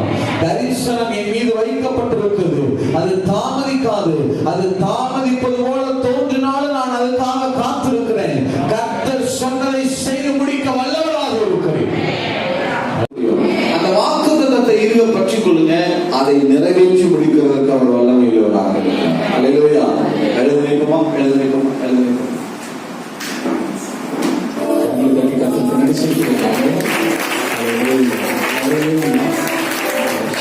சகலத்தையும் செய்ய இவன் வைத்த திட்டம் தரிசனம் உங்கள் மேல என் மேல ஒருவேளை இந்த இடத்துல நீங்கள் வந்திருந்தாலும் உங்களோடு பேசியிருக்கிறார். அவர் உங்களுக்கு சொன்னதை செய்யும் அளவும் உங்களை கைவிட மாட்டார். கைவிடுகிற தேவன் அல்ல. அவருக்கு சகல கனமும் துதி மகிமை உண்டாவதாக. கிருபை இரக்கம் நிறைந்த எங்கள் அன்பின் தூய ஆவியானவர்களே, பிதாகுமாரன் பரிசுத்த நாமத்தினாலே இவரே நீர் சர்வ வல்லமையுள்ள தேவன், நீர் செய்ய நினைத்தது தடைபடாது. யோசேப்பினுடைய வாழ்க்கையில நீர் செய்ய விரும்பின நீர் கொடுத்த தரிசனங்கள் சொப்பனங்கள் ஆண்டவரே உங்களுடைய வாழ்க்கையில எத்தனை தடைகள் வந்தாலும் உங்களுடைய தடைகளை தாண்டி உங்களுடைய சித்தம் திட்டம் நிறைவேறியது. ஒவ்வொருவரையும் அந்த வசனத்தை கேட்க என்னுடைய பிள்ளைகள் ஆன்லைன் வாயிலாக பார்க்கிறவர்களும் கூட செய்திகள் கர்த்தரே பிள்ளைகள் ஒவ்வொருவருடைய வாழ்வில் நீ சொன்னதை நிறைவேற்றும் இந்த வருஷத்தின் ஆரம்பத்தில் கர்த்தருடைய பிள்ளைகள் ஒவ்வொருவருக்கும் நம்முடைய கர்த்தராகிய இயேசு கிறிஸ்துவினாலே நமக்கு ஜெயம் கொடுக்கிற தேவனுக்கு ஸ்தோத்திரம். இந்த ஆண்டை நம்முடைய நாமத்தின் மகிமையில் ஜெயமாய் ஆரம்பித்திருக்கிறோம். ஜெயமாய் முடிக்க பண்ணவும் எப்போதும் அந்த தெய்வமாக நான் உனக்கு சொன்னதை செய்ய முடியும் கைவிடுவதில்லை என்று யாக்கோபுக்கு நீ வாக்கு கொடுத்து அதை நிறைவேற்றுகிறேன். யோசேப்புடைய வாழ்க்கையிலும் அது அப்படியே ஆகிற்று. இவருடைய பிள்ளைகள் இந்த சத்தத்தை கேட்க சிறிய பெரிய உள்ளூர் வெளியூர் வெளிநாடுகளுக்கு ஒவ்வொரு தெய்வ பிள்ளைகளுக்கு அப்படியே நிறைவேற்ற ராஜ்யம் மகிமை கனம் துதி உமக்கு செலுத்தி வசனத்தை உங்கள் மத்தியிலே கொண்டு வந்த தெய்வதாசனுக்காக குடும்பத்திற்காக கர்த்தர் அவர்களை இன்னும் 11 சபைகளுக்கு 1000 லட்சக்கணக்கான ஆத்துமாக்களுக்கு ஆண்டவரே உலகின் பல நாடுகளுக்கு நீ செய்ய நினைத்தது ஒரு நாளும் தடைபடாது. அர்ப்பணிக்கிற ஒவ்வொருவருக்கும் வசனத்தை கேட்டு இந்த பிரயாசம் எடுத்து ஆண்டவரை தூரமான இடங்கள் சாதகமற்ற சூழ்நிலைகளில் அவங்க எல்லாம் இருந்து வந்து பங்கெடுத்த சிறு பிள்ளைகள் வாலிபர்கள் பெரியவர்கள் அந்த விளை சூரியனும் நிலவினங்கள் அடுவரை பலவிதமான பாடுகளை மத்தியிலே இருக்கிற தம்முடைய பிள்ளைகளை கர்த்தருடைய ஆவியானவர் இன்றைக்கு நிலத்தையும் கொழுப்பை உண்டது போல கர்த்தர் என்னோடு பேசியிருக்கிறார் என்ற ஒரு இந்த விசுவாச நம்பிக்கையோடு வார்த்தையும் மேல விசுவாசம் வைத்தவர்கள் காவலிக்கும் ஸ்தலங்கள் கடந்து செல்ல நாளை தினம் அந்த ஒரே மகிமையான அந்த ஒரு தேவ சபையிலே கர்த்தரை பாடி மகிமைப்படுத்து. ஒருவேளை வெளி மற்ற சபைகளுக்கு போகிற மக்கள் வந்திருப்பாங்க. அவருடைய ஆராதனைகளை கர்த்தர் ஆசீர்வதி.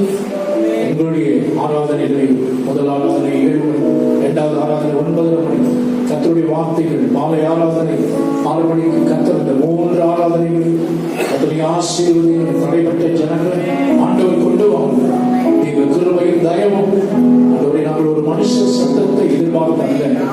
தேவன் எங்களோடு பேசுகிறோம். உள்ளத்தை திறந்து கவிழ் சொல்லி கேட்கும்படி ஈயானின் உள்ளத்தை திறந்த தெய்வம். Give us now a listening, yes, a listening, heart of obedience. வசனத்தை கேட்கிறாய் மாத்திரம் அதன்படி செய்யவும் அதை நம்பவும் விசுவாசிக்கவும் அறிக்கை செய்யக்கூடிய கிருபைகளை எங்களுக்கு தான் வழிநடத்துகிறோம். கனம் துதி மகிமை உமக்கு ஏறெடுக்கிறோம். கர்த்தராகிய இயேசுவின் நாமத்தில் ஜெபிக்கிறோம். ஜெபம் கேளும் ஜீவன் உள்ள நல்ல பிதாவே, ஆமென். ஆத்துமாவே கர்த்தரை ஸ்தோத்திரி, முழுமையிலே பரிசுத்த நாமத்தை ஸ்தோத்திரி. ஆத்துமாவே கர்த்தரை ஸ்தோத்திரி, கர்த்தர் செய்த சகல உபகாரங்களையும் மறவாதே.